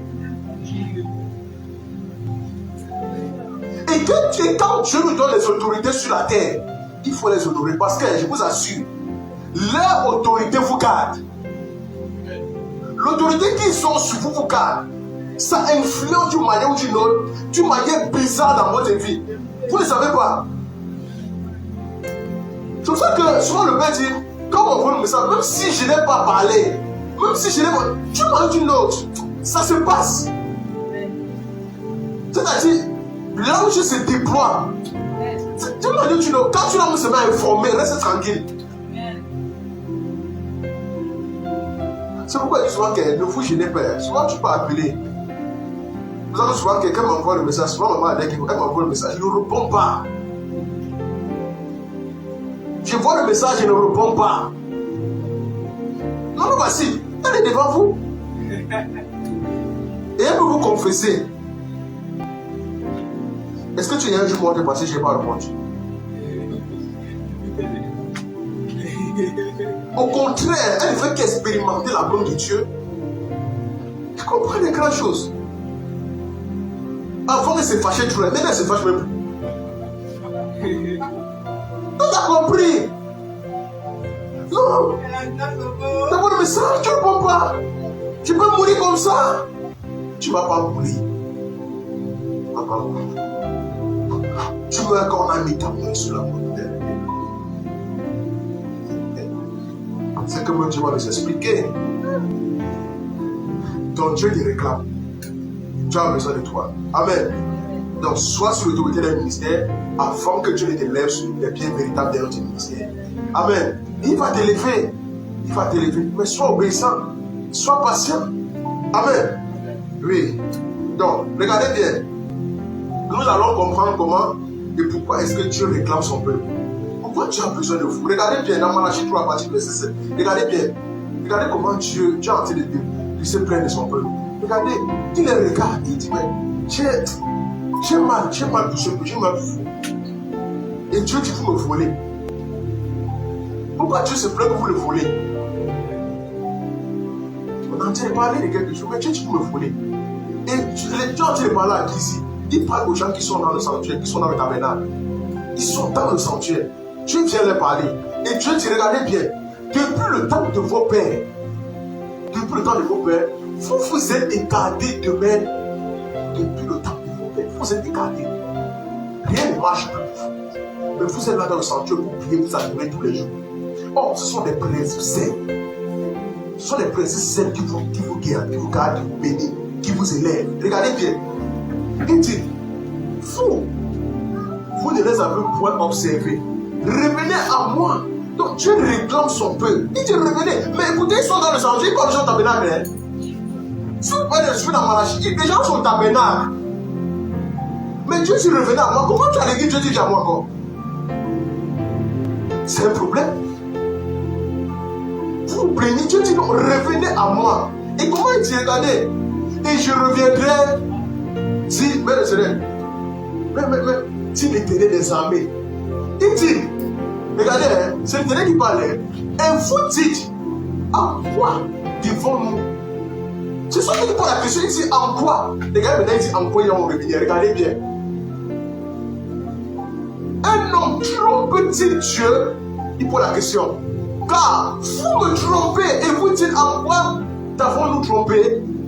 Dieu dit, vous me trompez. Il dit quoi? Dans les dieux. Dieu dit, revenez. Tu comprends que les gens n'arrivent plus à lui donner quelque chose qu'il a donné. Les gens n'abordent plus. Aujourd'hui, c'est la dîme de l'offre est devenue dure pour apporter à Dieu. Mais s'il faut aider quelqu'un dehors, c'est facile. Hein? Est-ce que vous savez que si quelqu'un vous appelle, qui vous explique beaucoup de problèmes, vous serez prêt à lui donner même 30 000, 50 000 pour son problème? Mais à Dieu, dit que j'apporte une offrande de 30 000, c'est un problème. C'est ça, non? C'est difficile pour apporter l'offrande pour faire la monnaie. Pour faire la monnaie, hé, attendez, je n'ai pas la monnaie. Tu peux me trouver 200 là-bas. Ce n'est pas ça. Comment est-ce que tu fais la monnaie pour apporter à ton Dieu que tu estimes tant grand et tu veux voir des grands choses dans ta vie? Mais c'est-à-dire, tu cherches le peuple. Quelque chose que tu estimes Dieu. Dieu dit, vous m'avez volé.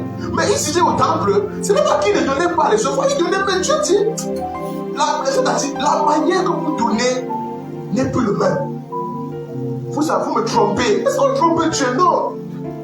Ce que les gens font aujourd'hui, c'est tromper Dieu. Tu pars, tu fais un peu la monnaie pour faire semblant d'apporter. Pour Dieu, si vous voyez que j'allais à l'église, les gens se lèvent et je ne me lève pas. Tu n'as pas encore Dieu. Mon ami, quand tu aimes Dieu, il y a l'amour et la justice qui te motive à apporter. Regardez très bien. Mets le verset 9. Mets le verset 9.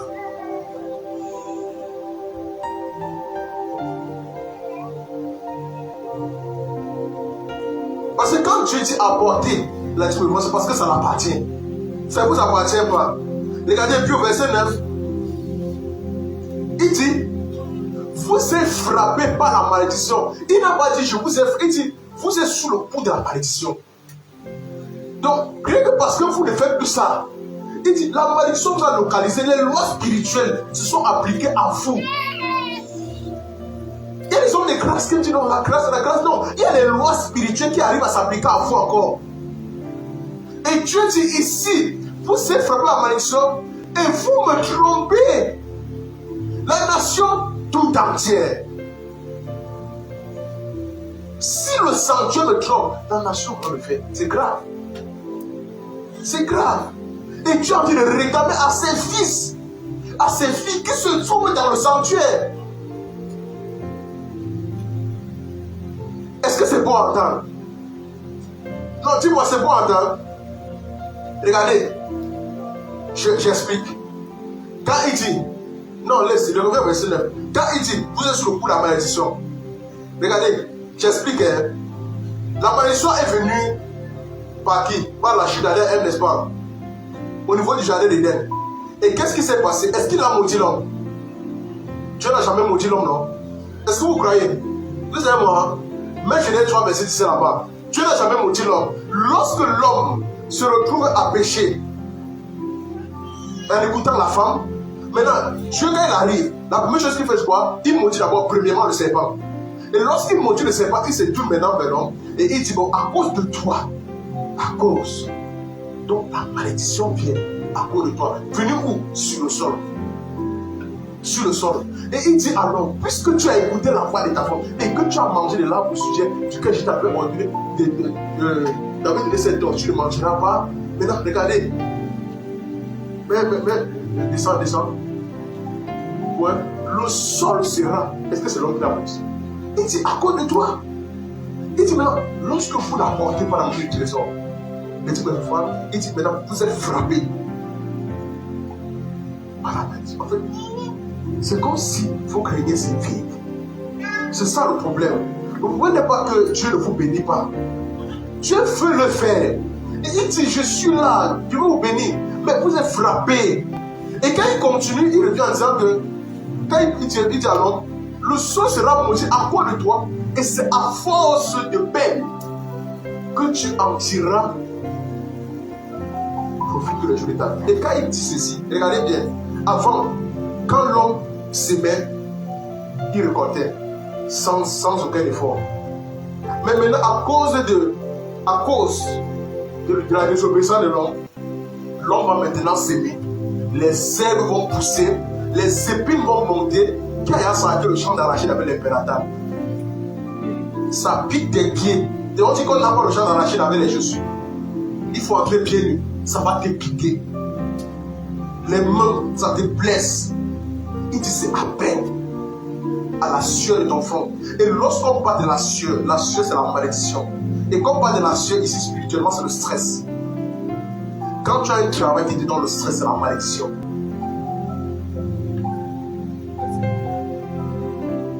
Quand tu es stressé dans ton travail, tout ça, c'est le jour de la malédiction qui fait ça. C'est ça. Oh, Dieu avant, la chose qu'il avait fait, il dit que non, vous n'allez pas manger sur la base de la sueur. La chose aussi que planter, il va le faire. Quand il dit que je vais faire revenir la pluie, que quand tu plantes, au même moment, c'est les choses qui étaient. Et les choses qui étaient vont encore revenir. Et il dit maintenant, vous devez revenir à moi et je reviendrai à vous. C'est la chose qu'il demande. Il ne veut pas autre chose. Il dit revenez. Et il dit que à quoi ils vont nous revenir? À quoi? Amen. Il dit à quoi ils vont nous revenir? Donc ici, Dieu prononce la malédiction sur le sol et sur le serpent. Il n'a jamais maudit l'homme. C'est les gens qui pensent que l'homme est maudit. Non, la malédiction se lève du sol. Amen. On a ça? Oui. Maintenant, quand Dieu dit au verset 10, le verset 10, il vous dit que la sueur ou le stress c'est la malédiction. Non, Malachi, au verset 10.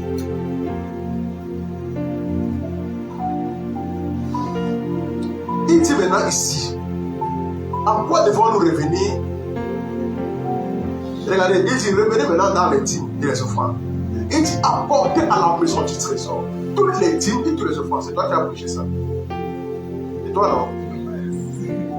Tu es béni. Que Dieu t'élève. Amen. Jésus vient. Apportez à la maison du trésor. Non, que Dieu te bénisse encore. Amen. Tu ne sais pas ce que tu es. Je suis en train de prier quelque chose dans ta vie. Que Dieu te distingue dans cette génération.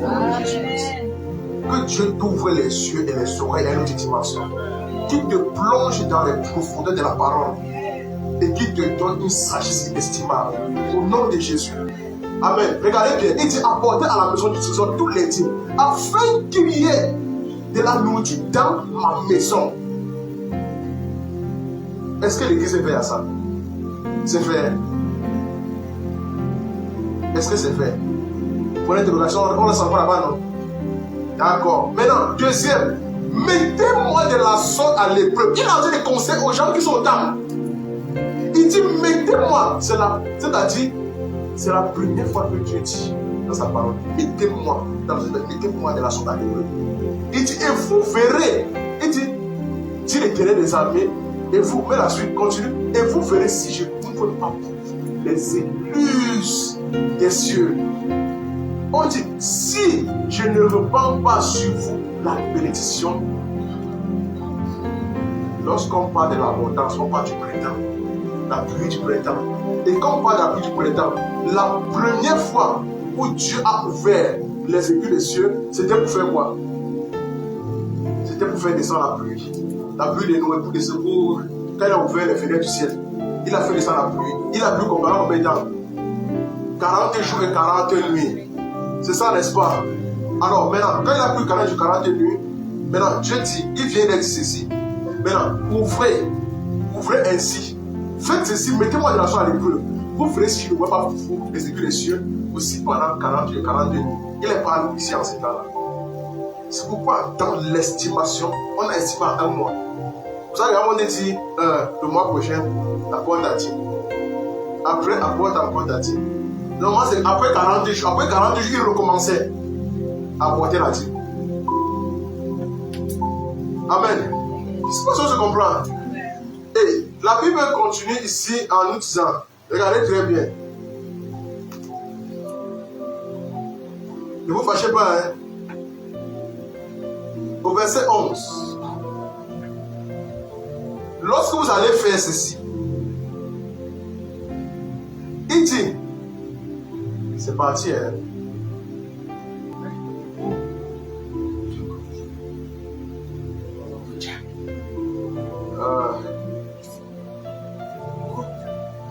Ok, merci. Il dit, pour vous, regardez, pour vous, je menacerai celui qui... Je menacerai. Donc, celui qui vient toujours attaquer tes finances là, attaquer tes entreprises là, attaquer ta famille là, attaquer ton temps de travail, attaquer ceci. Lorsque tu me donnes la dîme de ton temps, tu te consacres à moi. Celui qui vient t'empêcher de te consacrer à moi, je peux l'attaquer. C'est pour ça qu'on dit qu'on transfère le combat à Dieu.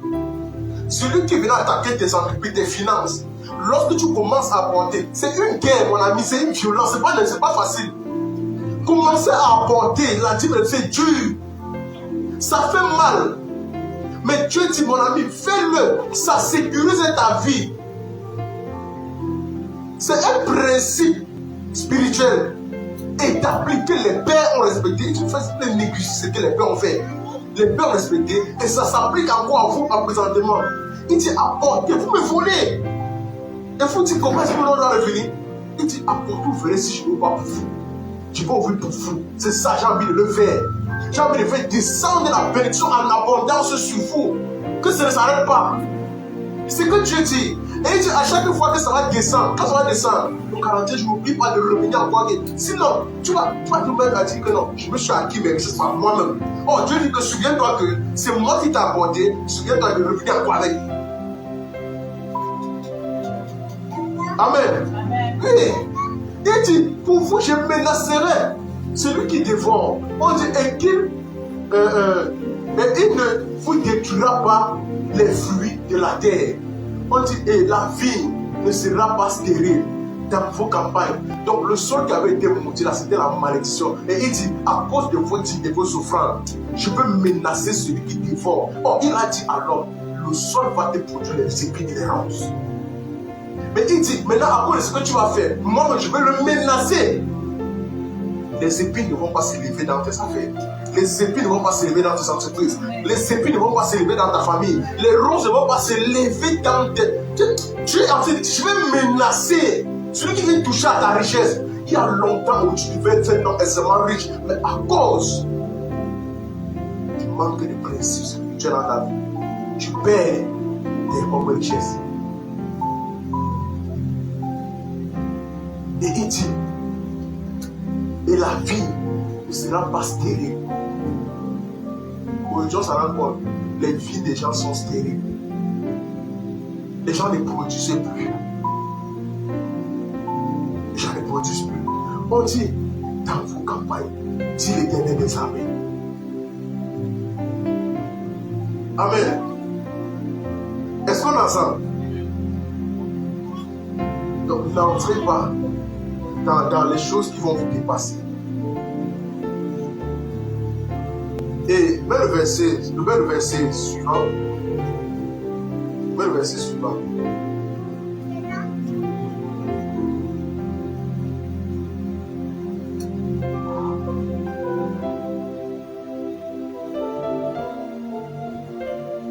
Regardez le verset 12. Voilà là où c'est merveilleux. Regardez. Dieu dit, toutes les nations vous diront heureux. Regardez, toutes les nations seront heureux car vous serez un pays de délices. Vous serez un pays de délices. Et quand tu deviens un pays de délices, en ce moment, regardez, les gens voient en vous quelqu'un sur qui peut investir. Les gens voient en vous quelqu'un sur qui peut compter. Les gens voient en vous quelqu'un avec qui peut faire partenariat. Les gens commencent à venir vers toi. Les gens commencent à s'attacher à toi. Les gens commencent à te proposer des affaires fructueuses. Les gens commencent à dire que je cherchais quelqu'un avec qui on devait faire telle chose. Je cherchais quelqu'un avec qui on devait construire telle chose. Je cherchais quelqu'un avec qui on devait investir dans telle chose. Je cherchais parce que je vois en toi quelqu'un qui peut me conseiller. Quelqu'un qui peut faire ceci. Quelqu'un qui peut apporter la gloire. Quelqu'un qui peut. C'est pourquoi il dit, et toutes les nations, lorsque je vais menacer les dévoreurs, en vous, la productivité va entrer. Les filles vont commencer à sortir. Il dit que toutes les nations vous diront heureux. Tu deviens heureux. Il dit car vous serez un pays de délices. Les choses de bon vont commencer à sortir de vous. Pourquoi aujourd'hui on ne fait pas confiance à certaines nations pour investir? Pourquoi les gens peuvent aller investir hors du pays? Aux États-Unis. Pourquoi? Regardez les taux en argent, mais pourquoi ils n'investissent pas chez eux? Pourquoi? Parce que chez eux, ils ne sont pas heureux. Est-ce que le pays est heureux? Le pays n'est pas heureux. Tu investis, on récupère. C'est comme ça que quand tu investis dans un champ de pines et de ronces, on récupère. Ça ne te revient plus. Tu investis là où il ne fallait pas investir. Dieu n'a pas menacé ton dévoreur. Mais je vais prier aujourd'hui. Dieu va menacer ton dévoreur. Amen. Oui. Ah, vraiment, Dieu.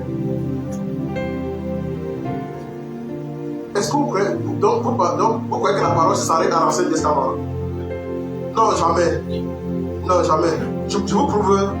Tu vois le passage ici, non? Le chapitre choisi. Reviens au verset 1, voir. Reviens au verset 1. Regardez. Reviens au verset 1, 10. Reviens à partir du verset 1. Reviens, en globe, pardon. Reviens à partir du verset 1. Reviens à partir du verset 1, pardon.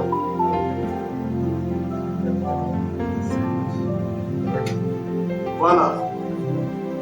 Non. Il dit Malachie. Il doit dire que reviens au verset 1. Tu es dans Malachie.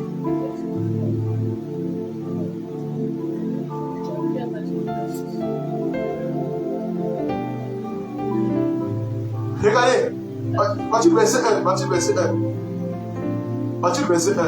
Voici, j'enverrai mon messager. Il préparera quoi? Le chemin devant moi, et soudain entrera dans son temple le Seigneur que vous cherchez. Soudain entrera dans son temple le Seigneur que vous cherchez. Soudain.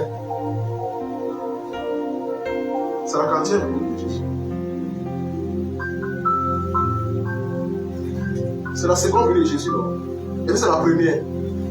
Est-ce que Jésus est venu soudainement la première? Jésus est annoncé, non? Marie, tu seras enceinte, tu mettras au monde, tu l'appelleras, et puis quand elle est venue, l'étoile a fait, les mages ont suivi, on a connu la naissance de Jésus. Est-ce que ça a été soudain? On dit, soudain, entrera dans son temple le Seigneur que vous cherchez.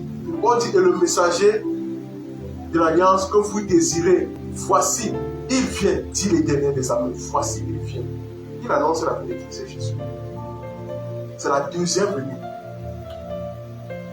On est tout dans Malachie. On a la fin de la première session, non? Du dans l'Ancien Testament, non? Il annonce à Jésus la deuxième venue. Et il dit, regardez, mais le verset suivant. On dit, qui pourra soutenir le jour de sa venue? Quelle venue? Qui restera debout quand il paraîtra? Qui restera debout? Est-ce que c'est la première? C'est la deuxième. Qui restera debout? On parle de Jésus, non? Car il sera comme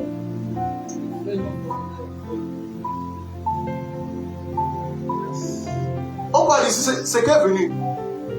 C'est la deuxième, non? On dit comme la potence. C'est de Jésus qu'on parlait. C'est de Jésus. On dit qui pourra soutenir le jour, qui pourra soutenir le jour de sa venue, qui restera debout quand il paraîtra. Qui? Il pose la question. Mais le verset suivant, regarde, mais le verset suivant. Il s'agira, fondra et purifiera l'argent. Il purifiera les fils de Lévi. Il les épurera comme on épure l'or et l'argent. C'est Jésus. Il viendra faire quoi? Il viendra juger. Ça, c'est déjà pas le jugement. Il a dit parler ici du jugement. Quand il viendra, on dit un jour de jugement pour. Il viendra juger. On dit et ils présenteront à l'Éternel quoi? Mais le verset suivant, mais la suite. Des offrandes avec justice. Présenteront à l'Éternel. Dis-moi que c'est l'Ancien Testament. Même le verset suivant. Alors, l'offrande de Juda et de Jérusalem sera agréable à l'Éternel, comme aux anciens jours, comme aux années. C'est quel ancien jour? Voilà. On dit, je m'approcherai de vous pour le jugement et je me hâterai de témoigner contre les méchants, contre les enchanteurs et les adultères, contre ceux qui jugent. C'est Jésus. Jésus vient pour le temps, il viendra forcément pour le jugement. On dit, qui paraîtra?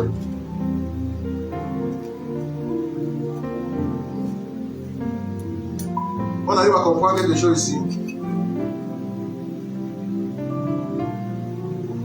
Vous savez, les gens déclarent qu'ils n'ont pas besoin de la terre. Ici, là, il faut savoir une chose. On dit ceux qui retiennent le salaire du mercenaire, qui oppriment la veuve, les orphelins, et qui font tort à l'étranger, et qui ne craignent pas, dit l'Éternel des hommes, il va juger toutes ces personnes. Toutes ces personnes.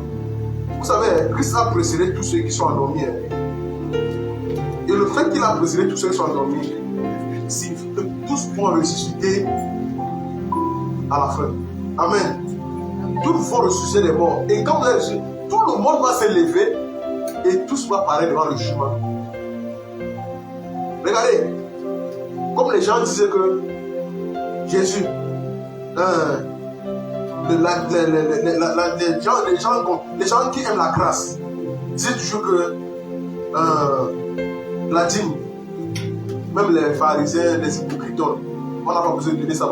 Donc, regardez bien, comme les gens pensent que c'est le mensonge. Dans Luc 11, verset 42, lorsque la motivation est mauvaise, Jésus réprimande la motivation qu'elle apporte à la dîme. Regardez dans Luc 11, verset 42. Même Luc 11, verset 42 là-bas.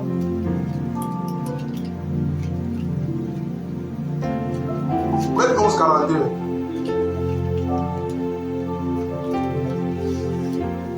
Je vous ai dit, comment apporter? Regardez. Mais, malheur à vous, pharisiens, parce que vous payez quoi? La dîme de la main, de la rue et de tous les airs. Et que vous négligez quoi? Il paye la dîme de tout, mais il néglige la justice. Or, Jésus a dit les gens à quoi? Mais la suite. Mais le verset 43, qu'est-ce qu'il demande? On dit, c'est là ce qu'il fallait pratiquer sans omettre. Non, sans omettre la dîme. Ce que vous devez pratiquer, c'est plutôt quoi? La justice et l'amour, mais sans oublier la dîme. Jésus n'a pas dit, comme il y a des gens qui ont dit que non, Jésus a dit qu'on le paye plus, il a dit non, c'est faux. Et les gens interprétaient mal le passage ici là. Jésus a dit ceci, il réprimande les personnes qui apportent avec de mauvaises motivations. Il y a des gens qui n'apportent pas avec amour et justice de Dieu. Ils apportent parce qu'ils se sentent. Ils apportent un peu tantôt comme c'est la loi. Non, on n'apporte pas comme c'est la loi. On apporte avec amour et justice. Il faut que la motivation avec laquelle tu apportes, pour que ça ouvre ton ciel, il faut que ce soit bon. Amen. Revois la motivation de ton cœur. Sinon, si tu apportes maintenant, ça ne va pas donner. Mais si tu apportes avec amour et justice, sachant que c'est ton Dieu qui t'a donné, et tu viens lui dire merci. Tu ne viens pas payer Dieu. Tu viens lui dire merci. En disant que Seigneur, je te rends grâce. Sécurise ce que tu m'as donné afin que j'apporte davantage. Dieu va sécuriser. Il va sécuriser. Regardez, je vais vous dire une chose. Hein. Si tu prends ça, tu apportes à Dieu. Même si c'est 10 000, si ton argent c'est 100 000, tu apportes 10 000 à Dieu. Et qu'à la fin, tu n'as pas reçu la multiplication. Tu as perdu. Est-ce que tu as perdu? Est-ce que souvent tu ne retrouves pas les 100 000 là? Les problèmes que tu as dépassent à 100 000. Quand tu reçois les problèmes, tu reçois les problèmes. À la fin, tu as combien de toi-même? Tu n'as rien, non? Bon, dis-moi, qui n'a pas perdu l'argent ici? Tu as perdu l'argent, non? Et quand tu as perdu l'argent, tu es mort. Tu es allé en prison. Maintenant, il y a la motivation que je suis en train d'apporter à Dieu. Pourquoi c'est Dieu? Ça fait comme ça va tout détruire dans ta vie. Comme si l'argent va trop t'aider. Ça va t'aider à faire quoi? Si tu n'es pas fidèle dans les peu, est-ce que tu le seras quand il va te donner les biens véritables? Dieu dit, la motivation première, reviens au verset 6, reviens au début, 42. Mais malheur à vous, pharisiens, il parle aux pharisiens, parce que vous payez la dîme de la menthe, de la rue, de tous les airs, et vous négligez l'important, la justice et l'amour. Dieu demande d'abord de marquer ceci en premier, parce qu'on dit le royaume des cieux d'abord rechercher premièrement le royaume qui parle de quoi? De la justice et l'amour de Dieu. Amen. Maintenant, le royaume et la justice, il dit maintenant, et tout le royaume sera donné. Et il dit maintenant par la suite, ne négligez pas maintenant alors la dîme. Sans négliger la dîme. Il n'a pas dit de laisser, non.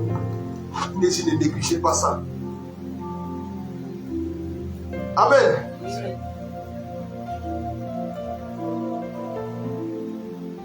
La motivation est comment? C'est bon dans ton cœur. Jésus dit qu'il faut pratiquer la justice et l'amour sans négliger la dîme. Est-ce que tu es prêt? Est-ce que tu es prêt? Gloire à Jésus. Mais avec des bonnes motivations. Hein? Ne dis pas parce que le pasteur a dit que ton cœur soit véritablement motivé dans le bon sens. Je prépare ton cœur c'est-à-dire à traiter l'esprit de la dîme dans ta vie et de l'offrande. Il y a ce qu'on appelle des offrandes qui portent. Et Dieu dit, ce n'est pas ce que tu fais ici là, où tu t'arrêtes au carrefour, tu charges le plomb de 500 pour casser l'argent. Et tu dis, c'est l'offrande. Ce n'est pas ça. Il y a des fois le matin, tu te lèves, tu pars. Il y a un billet de 5 000 posé, tu peux ton lit. Dieu dit, prends ça, tu pars. Toi-même, quand tu regardes le billet de 5 000 là, tu as un projet de sortir le soir de toi. Et tu dis, ah. En fait, quand tu donnes, mets dans ton esprit que je donne à Dieu. Demande dans ton esprit que je donne à Dieu. Il donne dans ton esprit que je donne à Dieu. En fait, ça te délivre de l'esprit de cupidité. Ça te délivre de ça. Mais quand tu mets dans ton esprit, mon ami, fais attention. Tu es là. Tu as ouvert ton portefeuille. Ah, tu vois 10 000, 5 000, 1000 francs, 500. Il faut donner à Dieu. Il faut aller faire le frère. Tu cherches quoi? 500. C'est ça, non? 500. Parce qu'en semaine, je vais sortir. Et au moment donné, et c'est faux.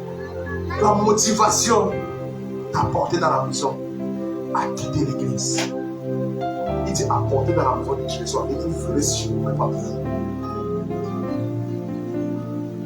Ça a quitté l'église. Que l'amour de Dieu entre dans ta vie. Au nom de Jésus. Parce que c'est l'arroseur qui sera. Amen. Donc le principe du sacerdoce de Jésus, c'est qui? C'est Melchisédek. Melchisédek est celui qui a reçu la dîme. Abraham. Est-ce que vous savez, ce Melchisédek-là, c'est toujours lui-même, Jésus. C'est lui-même. Il a été, c'est l'ancien état en fait. Il a été, c'est-à-dire, on ne connaît même pas son commencement. Il y a quelqu'un qui, il n'a pas, on ne voit pas, il n'a pas de commencement. Tout ça, on comprend que l'alpha est, c'est tout. Dans Hébreux 7, verset 7. Hébreux 7, verset 7. Amen. Regardez très bien. Lorsque la Bible nous parle ici, ayez le cœur à aborder, comme à Dieu, pas comme aux hommes. Faites attention que votre cœur soit orienté. Or, c'est sans contredit, écoutez bien, sans contredit, l'inférieur est béni par le. C'est sans contredit. C'est impossible que l'inférieur bénisse le supérieur. Je ne suis pas qui bénit l'inférieur. Et la Bible continue au verset 8. Regardez bien. Le verset 8. On dit, et si ceux qui perçoivent la dîme sont des hommes mortels, mais là, c'est celui dont il a resté. Ouais, tu sais. Tu as l'impression que tu donnes un nom, non? Sache que c'est Jésus. Que Dieu transforme ton intelligence. Que Dieu vous bénisse au nom de Jésus. Amen. Amen. Amen. Nous te rendons grâce pour ce moment dans ta présence. Et ta parole, ton esprit. Papa, tu nous as instruits, tu nous as bâtis. Tu nous as aiguisé la conscience. Et tu nous as montré combien il est bon d'ouvrir notre ciel. Nous avons longtemps résisté. Nous avons longtemps, Seigneur, raisonné. Nous avons longtemps discuté ayant des débats, Seigneur, philosophiques et analytiques, Père éternel, orientés sur le ciel ouvert, sur des dîmes, sur des offrandes. Et tu as montré à ton peuple qui était au sanctuaire, Papa, qu'il te voulait, qu'il n'apportait pas dans ta maison. Mais ils avaient l'impression, Seigneur, qu'ils se chargeaient et qu'ils portaient ton fardeau. Mais Père, tu as dit, vous n'êtes pas bénis parce que votre ciel n'est pas ouvert. Papa, tu as dit, oh Dieu, que si vous apportez dans votre trésor, alors vous verrez. Et tu mettez-moi ainsi de la sorte à l'épreuve. Vous allez voir comment votre ciel va s'ouvrir. Papa, nous connectons à cette parole. Afin que lorsque tes enfants ici présents, Papa, auront le cœur à donner, Seigneur, avec justice et amour. Papa, dans ta maison. Papa, que tu ouvres le ciel de tes enfants au nom de Jésus. Papa, que le dévoreur de leur vie soit brisé, soit frappé, soit réduit à néant au nom de Jésus. Je prie, ô Dieu éternel, afin que sur cet autel, lorsque ton enfant disposera, Seigneur, de sa dîme et de son offrande, Papa, même si, ô Dieu éternel, ton serviteur n'est pas là présentement, Père, que cette parole parle en sa faveur, au nom de Jésus-Christ, au nom de Jésus. Père, je prie, afin que le dévoreur, Papa, les gens qui réduisent à néant les entreprises de tes enfants, Papa, qu'ils soient frappés, au nom de Jésus. Père, je prie, Seigneur, que la conséquence du fait qu'un pays de délices, Papa, vienne dans leur vie au nom de Jésus. Père, qu'il soit, Seigneur, un pays de délices au nom de Jésus, au nom de Jésus. Papa, bénis-leur, bénis les fruits de leurs mains.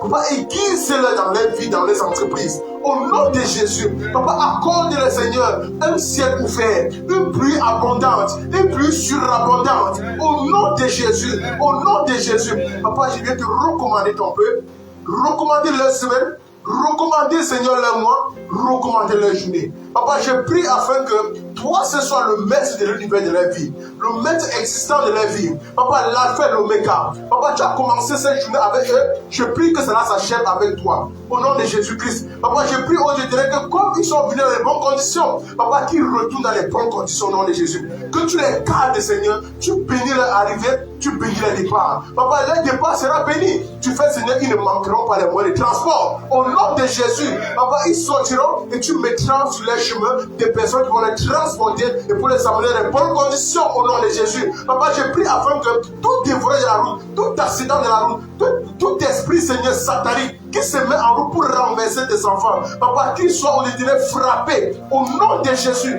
Père, que le chemin, Seigneur, soit balisé par ton sang au nom de Jésus et que des anges précèdent leur retour au nom puissant de Jésus-Christ. Papa, merci de les garder.